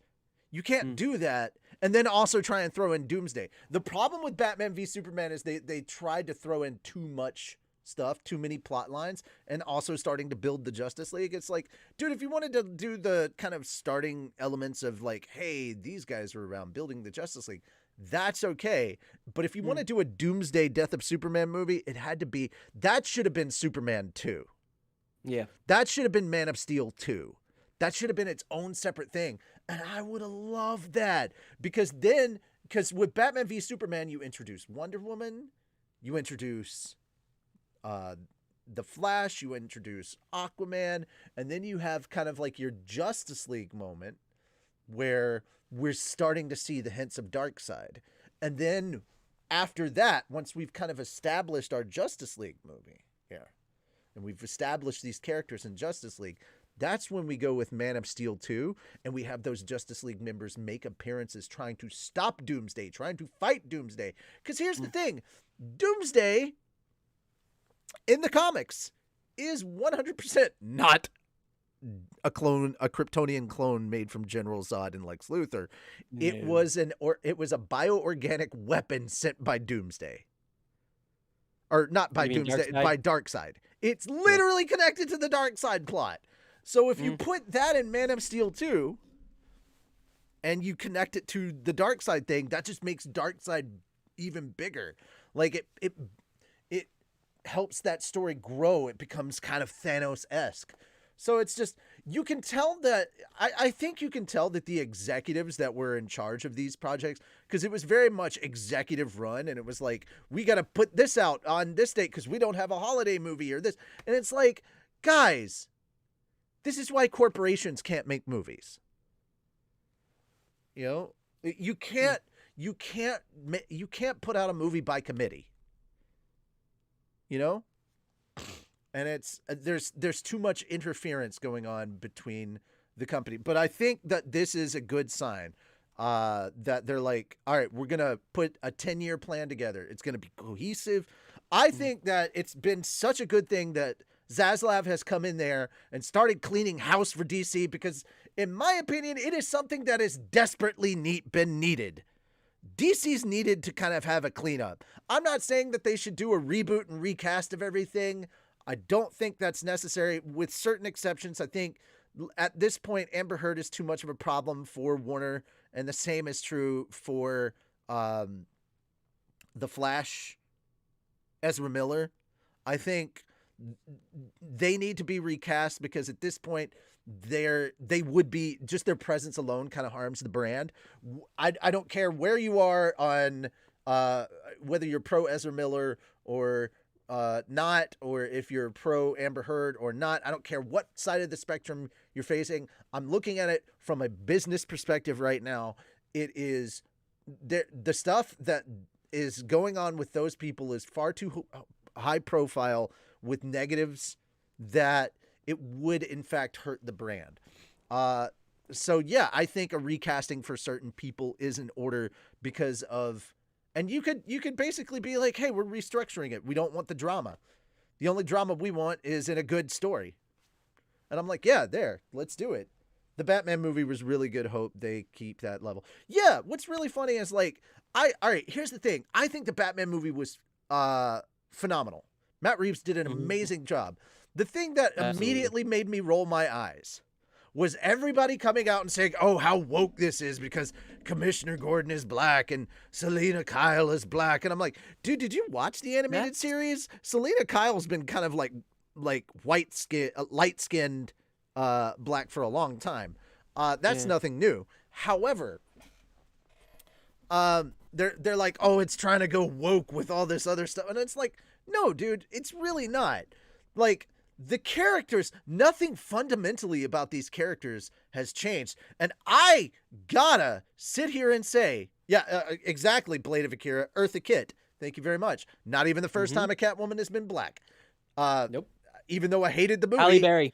I was about to get to that. Even though I hated that standalone movie, Halle Berry. I will say this.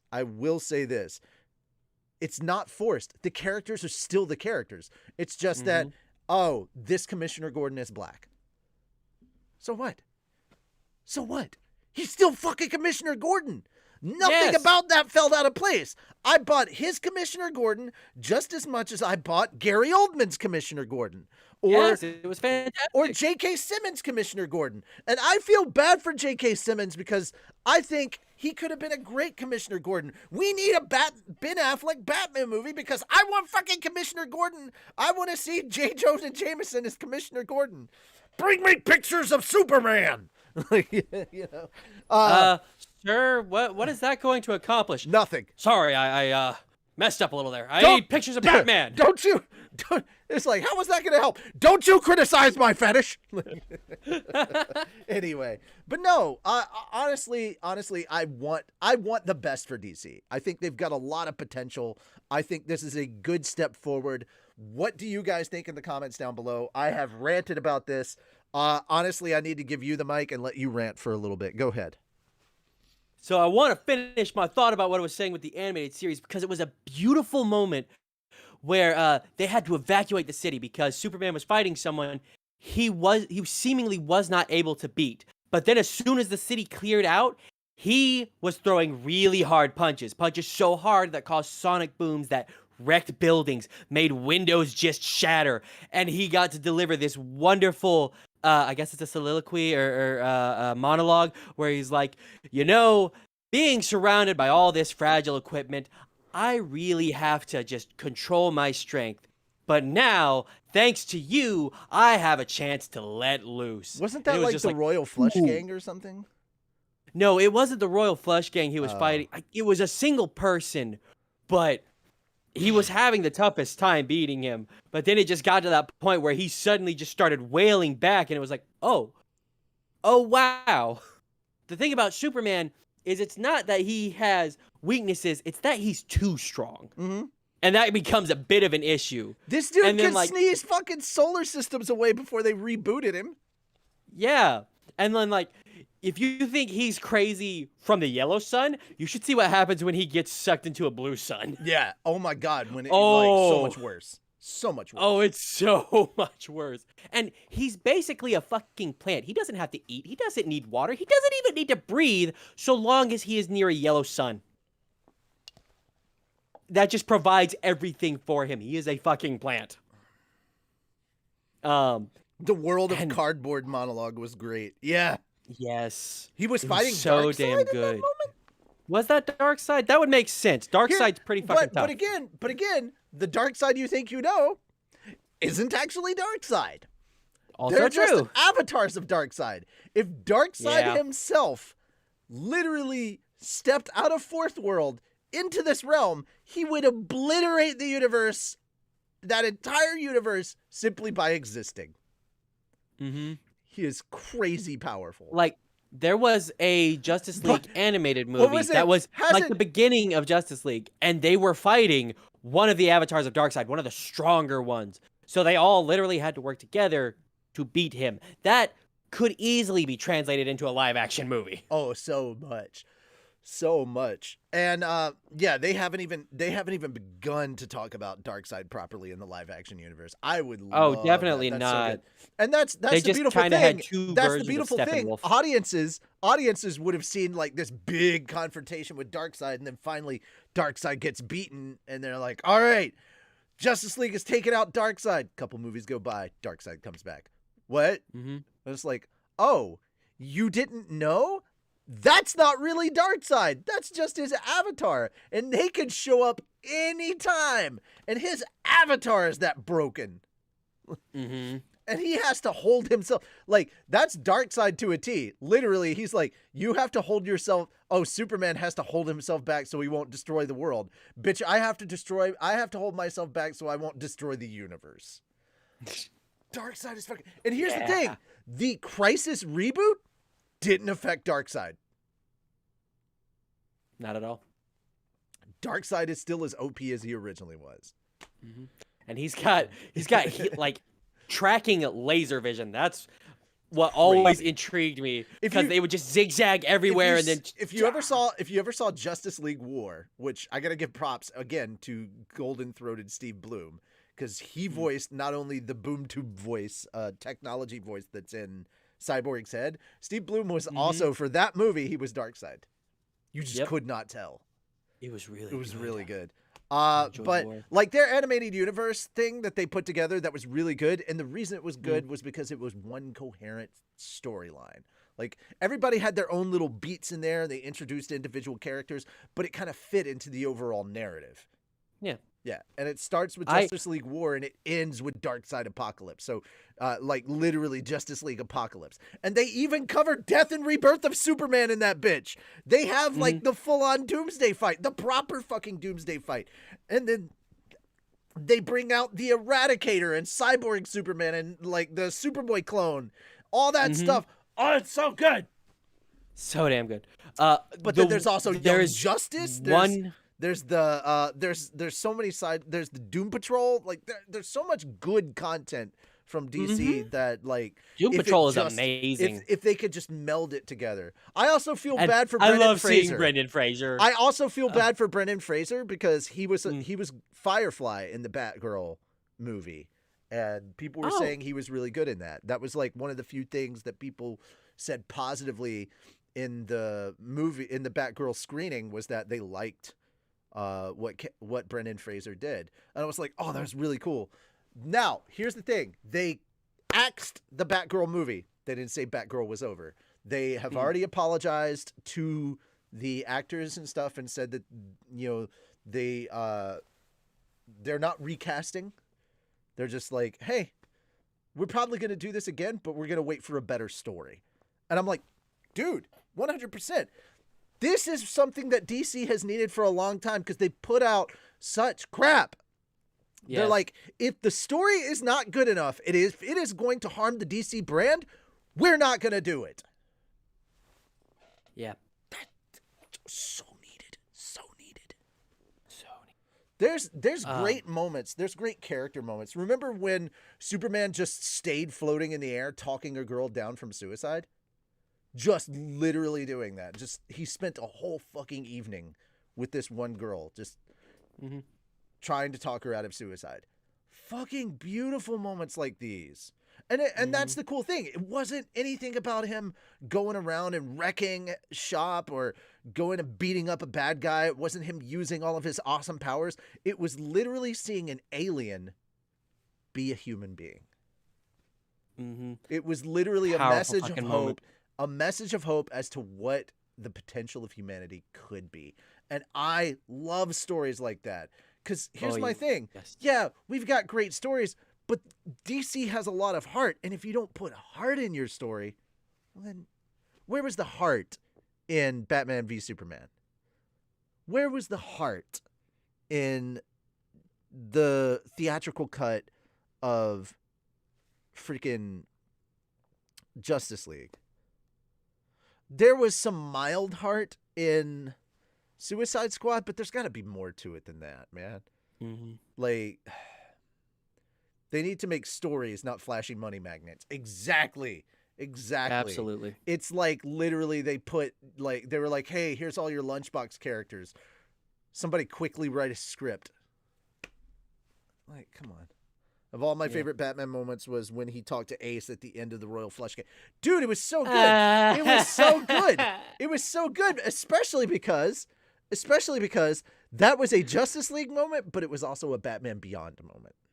Oh, yes. Batman Beyond. That episode always makes me cry. Because literally you get it's a conversation told from Waller's perspective to Terry McGinnis, talking about like the fact that Terry McGinnis may be a partial clone of Bruce Wayne.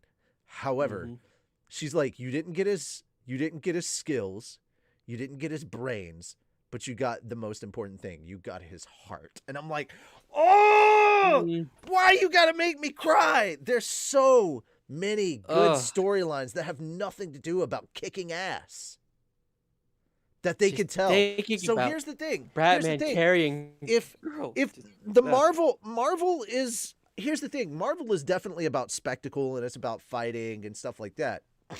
And it does have its minor moments of heart, but not the way DC does. So here's what Marvel can do. It can be the big bads and the spectacle, and it can be the escalate, and it's like all these cool things. It's like the toy box that you throw around. And DC could be the characters that make you feel. That's something that, even though it had a lot of grittiness and fighting and all that, that's something that Matt Reeves pulled off with the Batman. Like, it had heart to it. You feel especially everything that he's having to go through. Yeah, especially the beginning where he's like, I'm vengeance, and then later on at the end where they pull the mask off of one of the snipers and they're like, who are you? I'm vengeance. And you see that moment. I have never seen someone be so expressive in a Batman mask before. That was so good. The expression on his face as he realized, oh shit, these are the consequences of my actions. Yes. I'm responsible for this. I have to be more.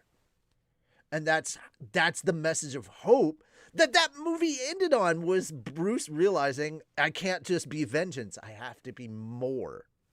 So now he'll be vengeance and the knight. And I am vengeance. I am the knight. I am Batman. I'm Batman, damn it. All right. I just had the theme song going in my head. Why you make me feel things? Also me. Do it again. DC needs to play on its heart and tell down to earth stories, not into the world scenarios. Well, yes and no. I think they can do into the world scenarios, but if they're going to do an into the world scenario, it has to be an ensemble kind of movie.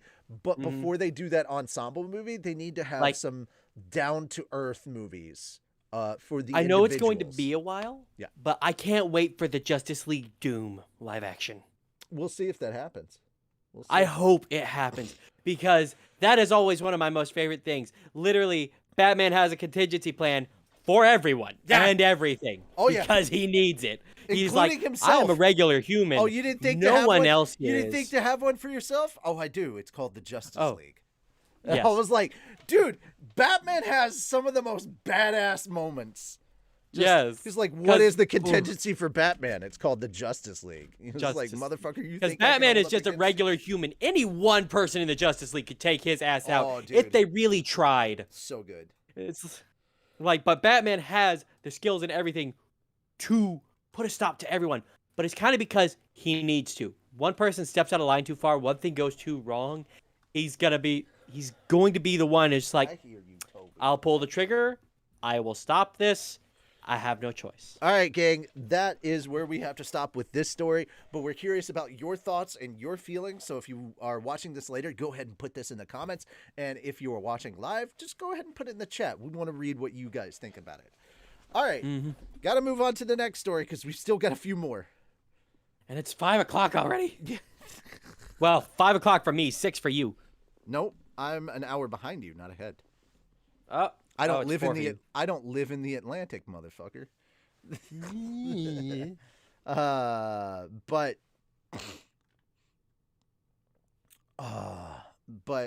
Yeah, we're gonna move on to the next story. So, Square Enix is reportedly looking to sell off stakes in some of its remaining studios. Dude, Square Enix is just shedding studios left and right. So, they're Although looking to I kinda reportedly hope the manga sell one off is the stakes in some of its wholly owned development studios, and has said that Crystal Dynamics and Eidos Montreal were sold because they cannibalized from the wider group. So it looks like Square Enix just wants to focus on Square Enix and not have these side companies. It's like if EA got rid of BioWare. You know, kind of like that. They're shedding other companies that they bought up. Not that EA would ever do that. EA wants that money. So Phase 2 will apparently see Square Enix reviewing its portfolio of owned studios, deciding whether to retain full ownership or allow other companies to buy stakes in those businesses, per Gibson. The benefit of this would be to allow Square Enix to move resources around between studios more easily, with the view apparently toward being able to allocate resources mainly to Japan titles. So, yeah, Gibson expects the likes of Sony, Tencent, and Nexon to be interested in purchasing pieces of Square Enix's studios, and management once again expressed interest in acquiring new developers to increase its portfolio. The call reportedly also saw Square Enix explain that it made the decision to sell off its high-profile Western developers because the likes of Crystal Dynamics cannibalized from the rest of the group, seemingly making resources harder to allocate across the whole development portfolio, presumably due to high development costs on the likes of Marvel's Avengers. IGN also contacted Square Enix for a statement on these announcements. Square Enix remaining development studios include the 4 creative business units, which make the likes of Final Fantasy, Kingdom Hearts, the recent HD 2D line of game, Luminous Productions, who work on Forspoken, Tokyo RPG Factory, Square Enix London for the Tomb Raider Reloaded, and more. Like the majority of gaming companies post-pandemic, Square Enix latest earnings saw net salaries for its gaming segment fall year on year, although the incredibly successful Final Fantasy XIV once again bucked trends by seeing net sales rise due to increased numbers of monthly subscribers. So I could care less about Final Fantasy XIV. I'm more interested. Well, that's your opinion, man. I'm more interested in 7. I'm not fine. for that kind of online gaming stuff. For 14, I'm not like the biggest MMO player, but I understand. Well, that- you're in luck. They're actually working on a single-player standalone version of FF14 because the story is really damn good. Okay. That having been said, though, guys, I am curious what your thoughts are. I think this is I don't know what to make of this. I don't have a dog in this fight. I don't really care. It just feels like they're shedding dead weight, and I'm like, yeah, I get that. But I feel like this is going to be a short topic after such a long DC rant. I feel that's good. But Legends of Dragoon remake. All right.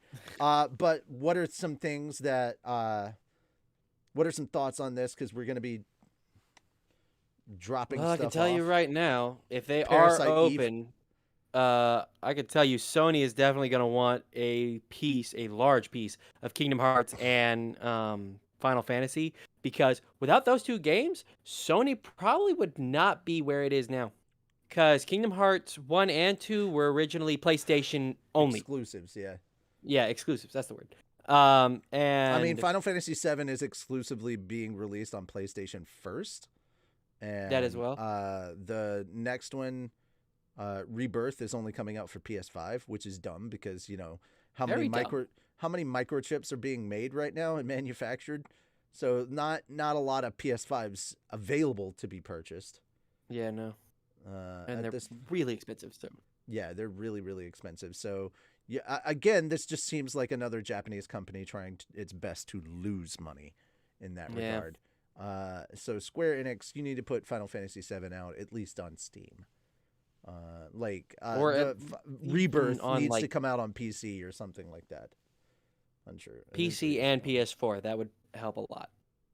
You get PS5 restocks every 3 weeks. Okay.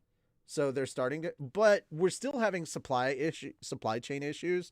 I don't know specifically where you are, but yeah. How expensive are the PS5s? That's the other thing. It's not just about how many; it's also about how much it costs. Are they at the base, or did the price go down? Did it go up? Oh, you work at GameStop. Fuck GameStop. I have no love for GameStop, bro. We sell them in bundles. The only reason GameStop is still alive right now is just because of that whole GME stock shit. No, that's not entirely true.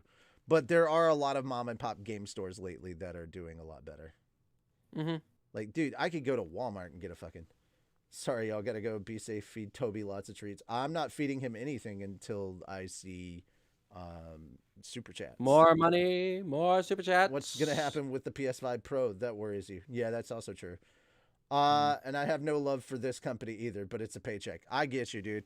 Dude, I know a lot of people. Fell worked for GameStop and he fucking hated it. So yeah, it is what it is. Guys, I don't have a lot to say about this. You got any last minute thoughts before we move on?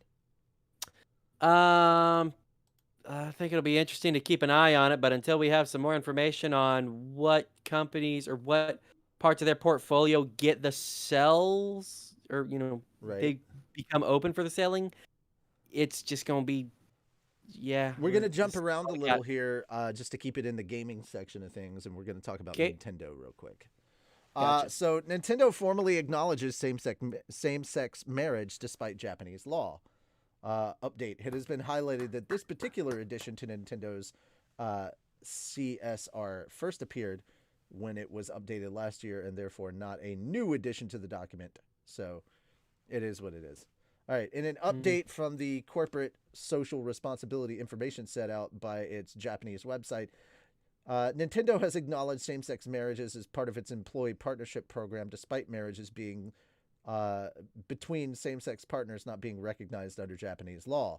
As noted by Eurogamer, the addition to the employees section of the CSR specifically highlights the company's divergence from current Japanese law on same-sex partnerships. The update also states that common law marriages will be observed in the same way as a legal marriage. In June, the government of Tokyo Prefecture became the 9th of Japan's 47 prefectures to adopt legislation which recognizes same-sex partnerships, although that doesn't offer the same rights and protections as a legal marriage. The page does go on to reiterate Nintendo's established anti-discriminatory stance, plus revisions to existing initiatives and mention of a message from company president Shuntaro Furukawa calling for employees to consider the significant emotional pain a careless comment or action can cause. Elsewhere in the statement, NCL details global strategies aiming to respect and foster diversity and equity across the company, with specific mention of the establishment of employee resource groups such as Black at Nintendo Dialogue and Nintendo Women and Allies to encourage mutual understanding and fellowship among our employees. So, long story short, Japan does not recognize same-sex marriages, but Nintendo does. And Nintendo in Japan. And they this became a big thing shortly after this big announcement was around. It was just kind of like, hey, Nintendo's like, yeah, but we do. So it's kind of like really funny that a Japanese company is kind of going the opposite of Japanese law. I just thought that was kind of neat and interesting when I saw that Nintendo was trending on Twitter, and I was like, what's this about? And then I saw that and I was like, oh, that's a really cool thing we could talk about. That's kind of neat. So I'm curious to hear your opinions on this, Moon, and of course, chat comments for people waiting later. I think it's great. I think it's wonderful. It does. No matter how you feel about Nintendo, yeah, they've got some very interesting practices. Hey, we've got Nintendo Plus. Now we've got Nintendo Plus, and all that jazz.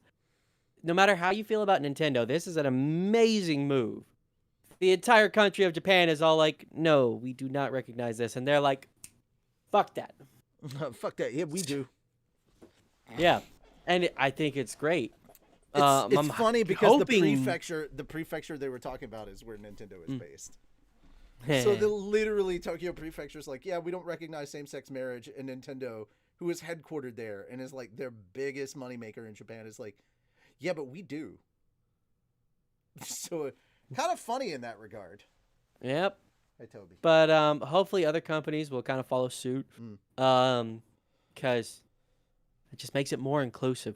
Japan already has a stigma about being like either racist or all kinds of phobic or just even though they're kind of a xenophobic culture in several cases. Yeah. But part of that's just due to, a lot of culture and shit. Another part of that is just due to them not having allowed people in or out of their country for a long point in history. When they closed the country. Yeah. And then we showed up with boats. Gunboats. Gunboats. Stop. I fucking love that video. Hey, you should stop being walled off like that. Stop shutting off the country. Stop having it be closed. And so they reopened the country. Yeah. Perry. Yep. Matthew Perry. Petty-san. All right, anyway. Yeah. I don't really have anything more to say about this. I just thought it was kind of neat. It's great. It's a wonderful thing. Yeah. I love that Nintendo did it. Yeah, same. Let's see. So the last three things are trailers that just dropped. So we're going to kind of be like, hey, did you watch them? If so, what'd you think? Oh, no, that's not it. Sorry. We have one more. I skipped over this. I don't know how. All right. So Kevin Spacey to pay $30 million to House of Cards producers after being fired for alleged sexual misconduct. Now, here's why we're talking about this. This sets a precedent. Okay? What they're saying is that the damage that was done from the stories, articles, drama that broke out about Kevin Spacey around this time, and the fact that they had to fire him and kind of continue the show without him really hurt House of Cards for their fourth season, I think it was. Fourth and final season. Like, it really did damage to their brand. And the reason I see this as being kind of important for this show is, like I said, this sets a precedent, and I can 100% see Warner Brothers doing the same thing to Ezra Miller. Forcing him to pay back, like, a bunch of money that he got from this. And it doesn't matter if they can't find him to actually serve it. Like, literally, they can just be like, pull it out your bank account and be done. Like, they will get their money back. They're like, we can't find Ezra Miller to serve him, and I'm like, wait till WB lawyers want their money. Somebody will find him real fucking fast. It'll end up becoming a thing of like the government will end up stepping in and being all like, all right, you're giving them that money, and we're taking a bit. A lot of people that worked on this series, that through no fault of their own, that worked really, really hard on this series, got hit with kind of the consequences of this man's actions. Mm-hmm. I want to know, what do you guys think? Is this overreach? Do you think this is justified? Do you think this sets kind of a scary precedent? Do you agree with this decision? Do you think more people should be like that? Now, keep in mind, there are a lot of contracts out there that do have a morality clause in them. And if you break any of these morality statutes, this kind of stuff can already happen. But what do you guys think about, like, the potential of someone getting sued for their behavior? Now, this is because it directly affected their brand. This is not like a James Gunn Twitter kind of situation. Very different. Yeah. And when I'm referring to things with Ezra Miller, I'm talking about, like, if the Flash movie doesn't do well, even because of Ezra Miller's actions and things like that, and if it does indeed end up hurting the film financially, that they could find a way to recoup their losses from suing him. Do you find this to be something that you find agreeable, or is it scary? Do you feel like it's overreach? Where do you fall on this? Because I love Spider. I have concerns. So yeah, where do you fall on this? This is a specific situation that is happening right now. It could set a scary precedent, but I think there are specific requirements to being able to do this, and you have to prove beyond the shadow of a doubt that the actions of the individual overall hurt the brand and the work of the overall group, which I think did happen here. I haven't watched House of Cards. I've heard lots of good things about it, so very curious to hear what you guys think. But yeah, I definitely say that the accusations against Kevin Spacey, I feel like they really had a major impact on the show. Oh, they most certainly did, because Kevin Spacey, I believe, was one of the main characters. He was the star of that show, yeah. Yeah. So I think that this is a good thing, especially because there are a lot of actors who have done similar shit like this, and most of what they got is just bad publicity. Also, so I want to point out, this wasn't stuff that he'd done in the past, that, like, his reputation and him he had done this stuff on set on that show while it was happening. And that's part of it. What is this era of accusations, EA? It's all right. The reason I'm calling it accusations is because nobody's, like, taken him to criminal court. Yep. And for the purposes of this channel, and so that this channel do not get in trouble, we are calling them accusations, and we're not calling him words that we think he is that could legally get us in trouble. I stepped out for a moment. What topic are we on? We are talking about the Kevin Spacey thing. Yeah. Kevin Spacey is being sued for $30 million, and let's face it, he has the money.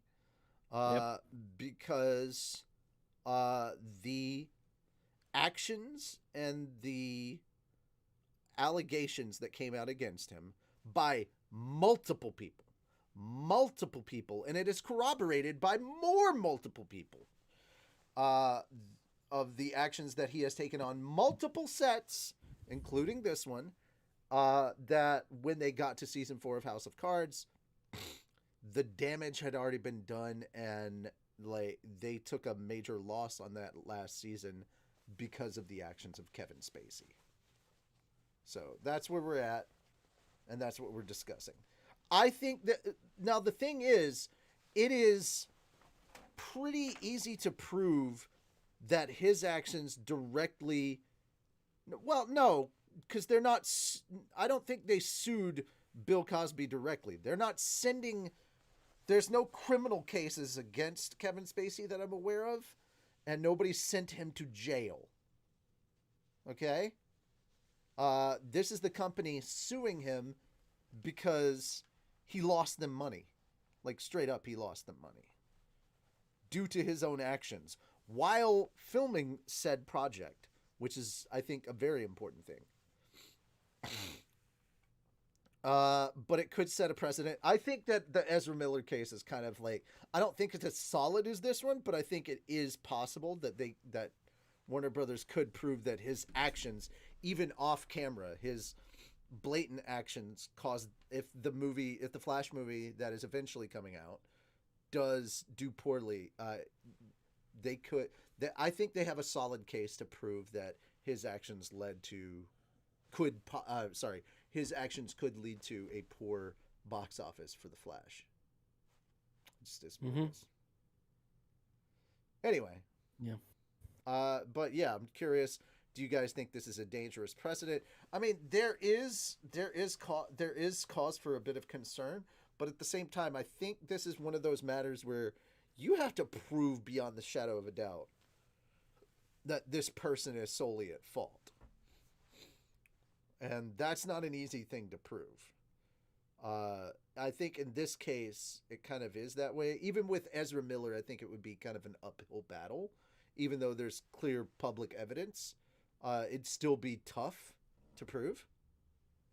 But with this one, I feel it's very much one of those kind of, hey, yeah, his actions directly led to them losing money. Yeah, for sure. Yeah. And I believe so long as, like, the evidence points to it, it is correct. Everything is, person is bad. Yeah, this should definitely be something that happens. Because, like, if the alleged accusations are in fact true, then he needs punishment. For legal reasons, we have to say alleged and accusations, and not his actions. But if you want to know what all he did, we can't point fingers. If you want to know what all he is accused of, just Google Kevin Spacey accusations. You can look it up. It is not. It is. I hope they prove it before they go destroying anyone. That's the issue today. It's guilt until proven innocent on social media. No, okay, yes. Here, Spider, that's nothing new. It's just that the internet has made it abundantly clear. The court of public opinion has always been a thing.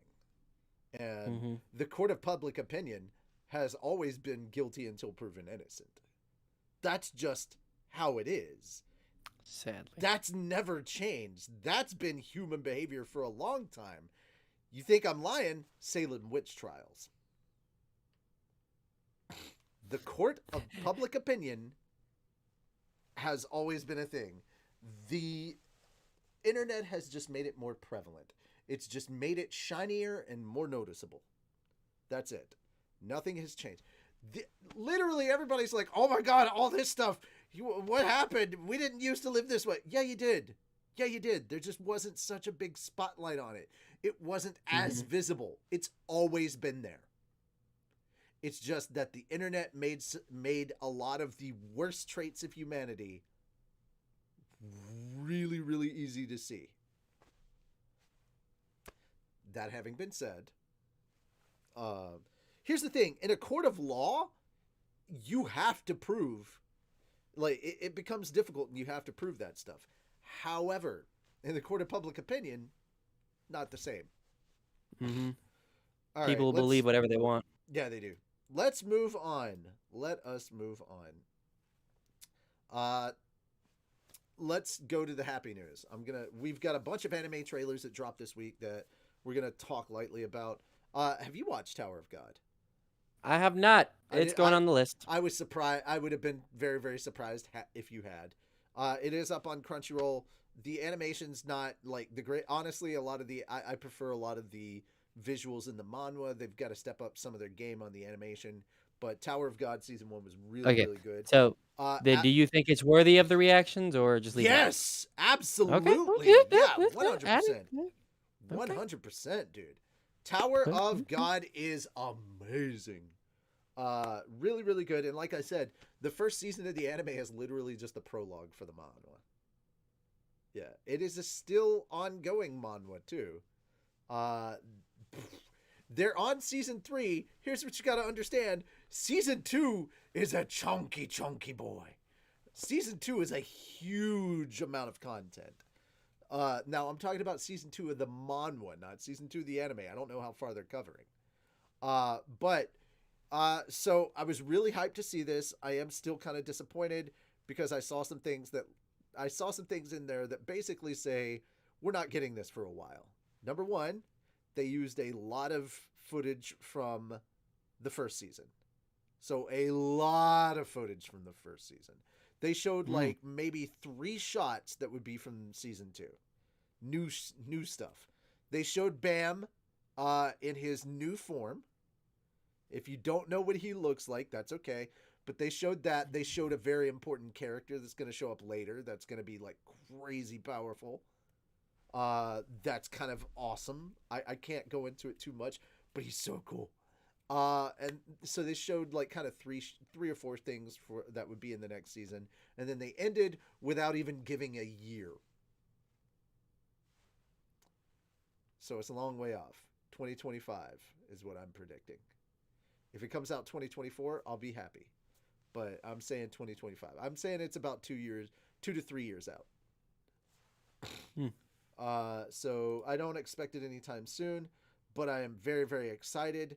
Out of the 3 Crunchyroll quote-unquote originals that they teamed up with Webtoons to bring to us, God of High School, Noblesse, and Tower of God. Tower of God was the best one by far. It was the most interesting. Everybody was talking about it because it was one of those shows that, like, holy shit, dude, it subverted expectations. People were so digging into this and, like, the cerebral aspects of it. Oh, it's so good.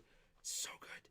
And of course, when it got to the end and that reveal, everybody was losing their shit and talking about it too. And they were like, I loved watching reactions to it because people were getting up and shouting at their computer screens. It was good. It was good. I love the community around this and how engaged they were. That having been said, for all of you out there, did you check out season 1 of the anime and what did you think about it? I am interested and curious to know what you thought of season 1. And secondly, how hype are you for season 2? Is this a hell yeah? Is this a meh? Or is it a pass? I'm curious to hear what you guys think. Down in the chat and in the comments below, let me know what you think. Animation needs more effort this season. I agree. Season 2 is where the story gets good. Not even joking. Like, you got, like we said, season 1 was the intro.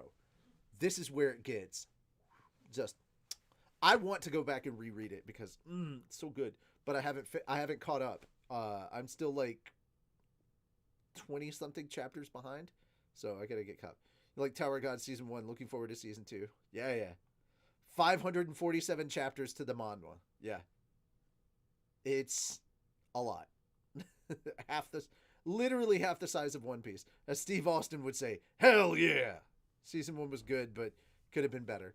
There is some content that was cut from the anime that ended up being in the manhwa. Things were kind of shifted a little, but I kind of understand why they did some of the things to make it more streamlined and easier to understand in a bit. Yeah.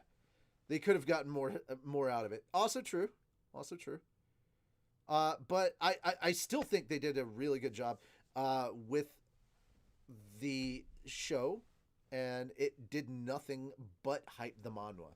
The manga creator or the manhwa creator literally had to go on break because so much attention was being put on the manhwa because of the anime. Like, so many people were like coming and checking it out and commenting and everything, and it was just overwhelming to him, and he was like, I gotta fucking go on break. Like, holy shit. Because people were demanding the next chapter, and it's like, dude, the chapters come out every Monday. They get released every Monday. It's just how it is. Calm down. Drink yourself a little bit of calm juice. All right. On to the next trailer, since you haven't... Take a chill pill. If you don't have a chill pill, use a chill strip. You know, it dissolves on your tongue. Thanks, Red versus Vic. blue. Thanks, Vic. Yeah. All right. Anyway. All right. So, in my opinion, the best season of this series of My Hero Academia, season 6, the villain arc, the villain war arc, is coming. Big trailer just dropped. Lots of action all over the place. Have you seen My Hero Academia at all? So yes, I have seen all the way up to. Oh, I think the last episode I kind of stopped off on. They were trying to save that little girl, Which little girl? Eri? the one with the horn. Yeah. Okay, so it's basically season 5. Get back to that. That's some good shit. You're about to see something I know. crazy. I have a long list of shit now, and you know it. Yeah, but Just this give one me a you minute. can watch on your own. You don't have to react to. This is true. Yeah, you don't have to do a reaction. Yeah, since I've already seen like good chunk of it. Yeah, you've seen a good chunk of it. So, yeah, if you finish up that season, you should be good. Okay. Yeah, you'll be basically caught up. But of course, the next season is coming in just a few months, October. So you got time, but not a lot of it. It's weird to think that we're already in August, bro. It's so crazy to think that. I got used to time flying thanks to work, so Christmas comes and goes so quickly. But for those of you that saw the trailer, they showed a lot of what's her name? Rabbit Girl. Frick, I'm blanking on her name. Webtoons, it has over 1 billion. Yeah, oh, by the way, yeah, Tower of God has over 1 billion views. 3.2 million watching every week. It's crazy. Dropped My Hero Academia during season 5, was moving very slowly. Which half? The second half is slow as hell and boring. But, I mean, Moon Brand chill strips. Nothing more chill than space. Kendo Rampa are my favorite. Oh shit! I'm gonna have to make that a thing. So yeah, showed a lot of her. Yeah, the first half of My Hero Academia season 5 is fucking phenomenal. It's really, really good. You're gonna see some crazy shit. It's the part with Eri that you were talking about. It's really good. You're like, the second half was moving kind of slow, so I stopped. Well, now that season 5 is over, you can just watch it all in one go. It's gonna be slow, but not nearly as slow as if you were waiting week to week. So I mean, for me, it wasn't that it was busy. I just got Gotcha. Not that it was slow. I just got busy. So. So how hype are you for season 6? Let us know down in the comments down below. And what? Even though I'm not terribly caught up, I'm still pretty friggin' hyped because this. What did you think of this shit's gonna trailer? get real. Oh yes, oh yes. And for all of you manga readers, that just read the chapter that came out today, did you cry? Especially when you got to that last panel. Were your eyes wide? Did a tear come down? What were your thoughts? Don't go into describing it. I just want to know what your personal emotional reaction to it was. Just tell me what emotion was going through your body at that time. No description whatsoever of what happened. We will say nothing. While that's happening, my reaction to the trailer was it still has me pretty well hyped. Seeing, I forgot his fucking name, creepy guy with the dry ass mouth. Seeing him, Shigaraki? yeah, Shigaraki. Seeing him with all that new shit's got me wondering, like, what the hell has All for One done to him? Come on, I needed this new trailer like he needs a hand on his face. Damn. Oh, come on, guys. He needs this like he needs a hole in the chest. Bye. I just made a bunch of people cry. Quack! Hype for it too, but I still need to go back and watch the movie. I haven't watched either of the movies. You don't need it. Neither have I. You don't need to watch the movies to enjoy the series. The movies are separate from the series. Sort of. Oh, good. Makes life easier. Sort of, yeah. That having been said, tell you what, though, that bunny girl, I've seen a lot of her. Not in anything official, fan stuff, you know. They showed a lot of her in this trailer. Yeah. Final trailer. Everybody's been talking about this. Have not read the manga because everybody's like, no. Go watch the show. Wait for the show. So y'all are hyping me up for this shit. It better not disappoint. Although I will say that trailer looks fucking amazing. Chainsaw Man. Holy shit. Though I will say when they were like, there's a terrorist attack involving guns in America, I was like, yeah. Which one? We got a bunch of those. But then a gun devil shows up. Bro, I'm very curious about this, and I gotta hats off to Mappa. That animation looks so fucking clean. And when he pulls and that chainsaw starts coming out of his face, it's so visceral, so violent. I can't wait to watch this. It looks so good. Is this another one for the list? I don't know. I haven't watched it. I know nothing about it. Really? Dude, it doesn't start until October. Season 1? This has not even dropped at all. This is a Shonen Jump manga series that is finally getting an anime. Oh, shit. This is brand new content. Now, from what I hear, the manga's almost over. It's in its final act or arc or whatever. Cool. But everybody that has read this manga has Looks like we got a spam bot in the chat. I mean, those aren't surprising.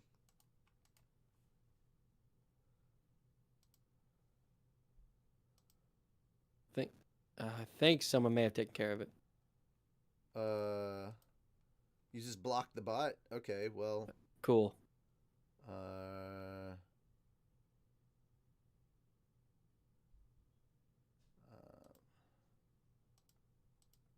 And user on this channel. Sweet. All right. All their posts should be gone. Right. Let's see. Move.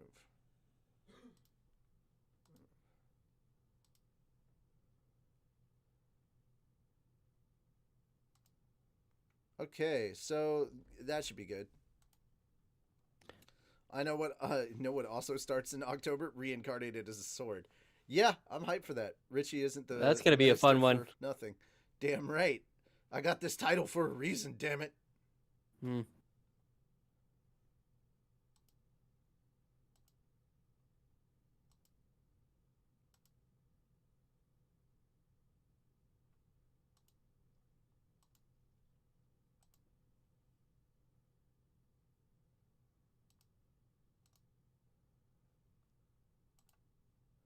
Cool. I have reported for community guidelines issues.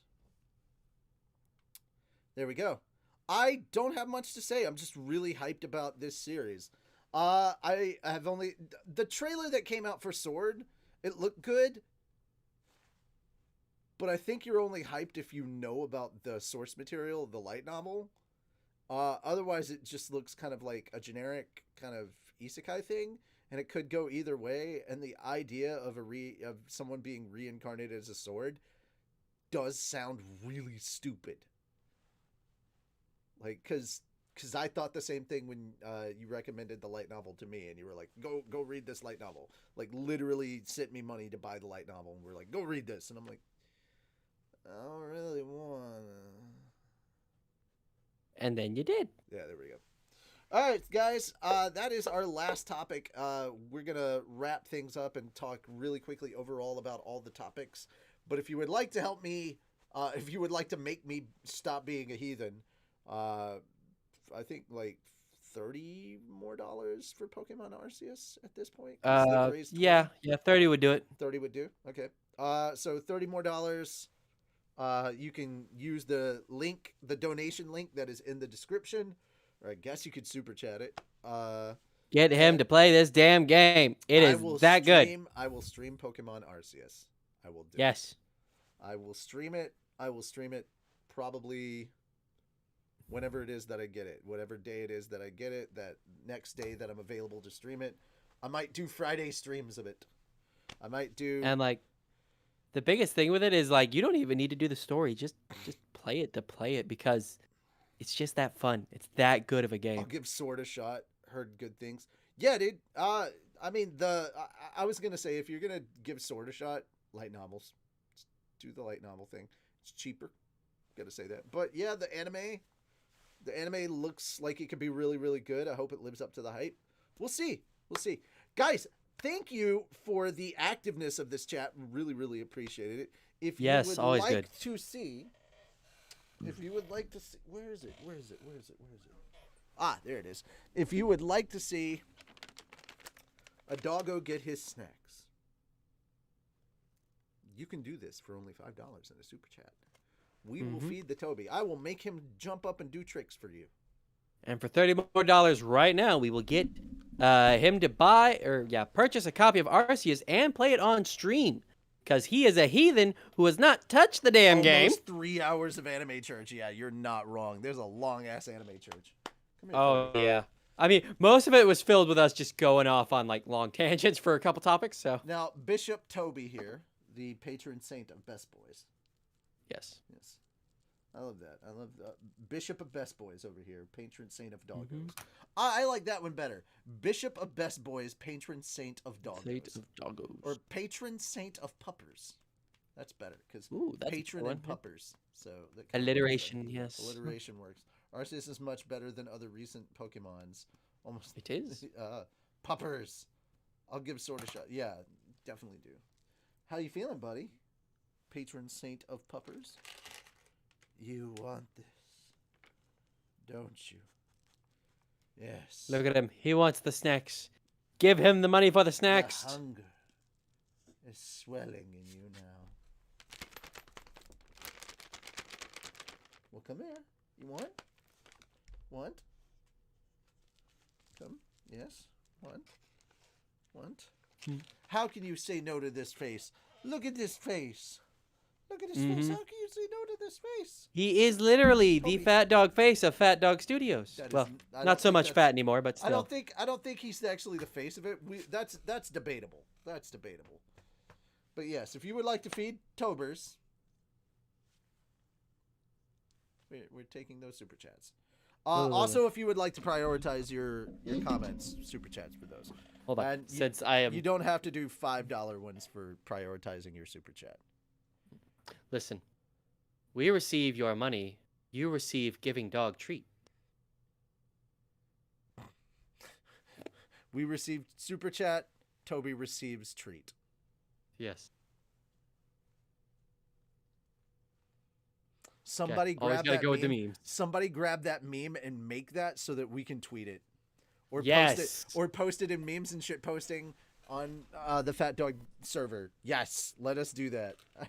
we receive super chat. Toby receives treats. The patron saint of puppers.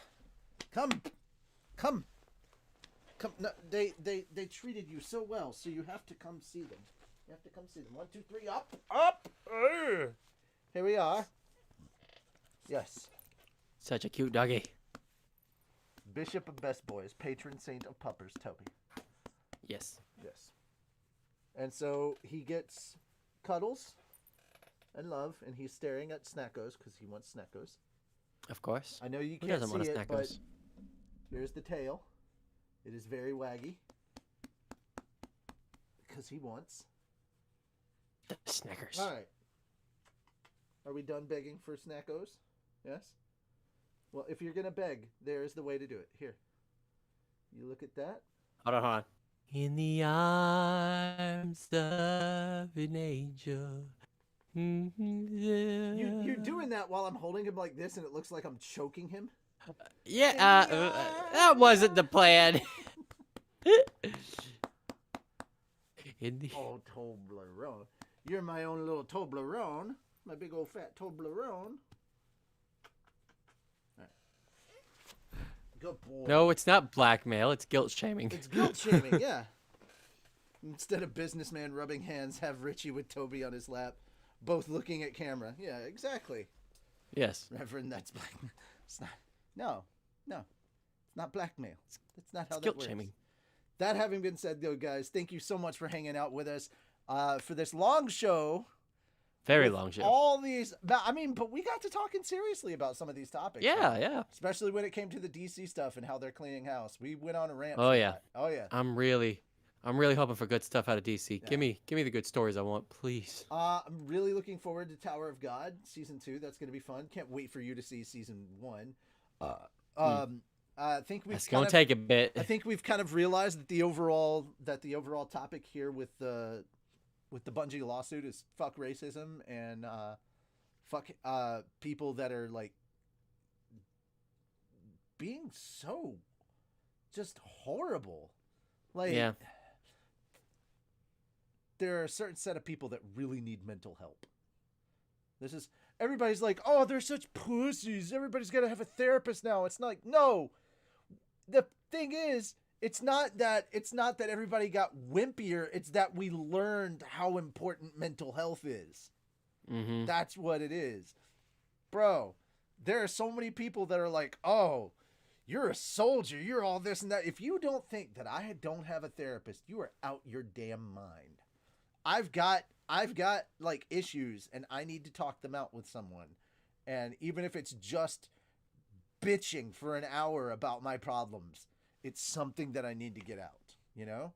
You keep it trapped in there for so long, it festers, and it ends up being a burden that weighs you down or makes life harder or impacts your relationships, all sorts of things. I have worries, I have problems, I have issues, and I gotta get those worked on because I need to be in a good headspace. Otherwise, I end up creating absolute shit. Like, I create terrible content if I am burdened by mental issues. Also, could we please improve the quality of animation for Devil's a Part-Timer Season 2? It deserves better. Pretty pleased. Sony, stop gobbling up all of the anime stuff. Right Stuff has joined Crunchyroll. We talked about the DC thing. Square Enix is I guess it's trimming fat, in a way. I suppose. Yeah. Kevin Spacey getting we'll sued see by how the that House of goes. Cards producers. Yep. And yeah, that's basically everything. Oh, Nintendo is awesome to its employees and kind of said, "Hey, we're not discriminating. You wanna get married? You go ahead. Doesn't matter what your orientation is. You do you." Mm-hmm. I love that. So It's good stuff. Nintendo's sitting there like, discrimination? Well, that's not my business. It's like, psh, nope. All right, that's basically a roundup of everything that we kind of talked about. Yep. Richie's therapist, please. I don't bitch that much. In fact, they actually like it because I don't sit there and I don't sit there trying to be quiet and hide everything. As a therapist, they prefer that I be more vocal. And yeah, so my Get it therapist out. is a saint. You fuck off. I'm not that bad. You don't even know me, bro. You don't even know me. All right, anyway. You guys have a good one. I don't talk about you guys to my therapist at all because y'all don't cause me problems. Don't worry, I've given him a few reasons to talk about me, I'm sure. Until you do. And then we'll have a problem. No, I'm fucking around. You guys have a good one. Enjoy your Sunday. We will see you tomorrow for more slime as we begin Chapter 3 of Volume 7. Really looking forward to that. Can't wait. Woo! As you guys can see right there, we have a religion based on this slime. Yes. So, praise Arceus. Praise Arceus. Eat plenty of cookies. Make this slime smile. I am Richie Roberts, the Minister of Science and Technology. And I am Moonlight Sparks, the Minister of Arceology. We are here to tell you that we accept all of Arceus's wonderful creatures and their desire for Rimuruism and cookies. And it does not matter. It does not matter what kind of a person you are. We will accept you as you are, love you as you are. Just get your mental health checked out, guys. And that bot doesn't count. And fuck racism. That too. Yeah. There's a new bot. Yeah, there's a new bot. Actually, it looks like it's the same bot, just with a slightly different name. Damn it. Okay.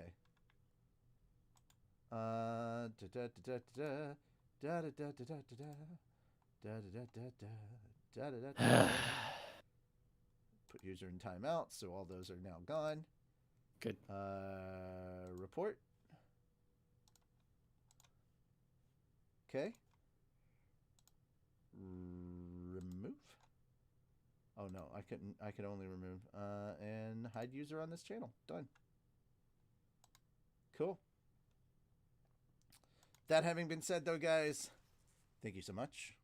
We'll see you next time. And Thideology is welcome here. Bye-bye for now. And have a good day. Absolutely. Praise Arceus! Pray.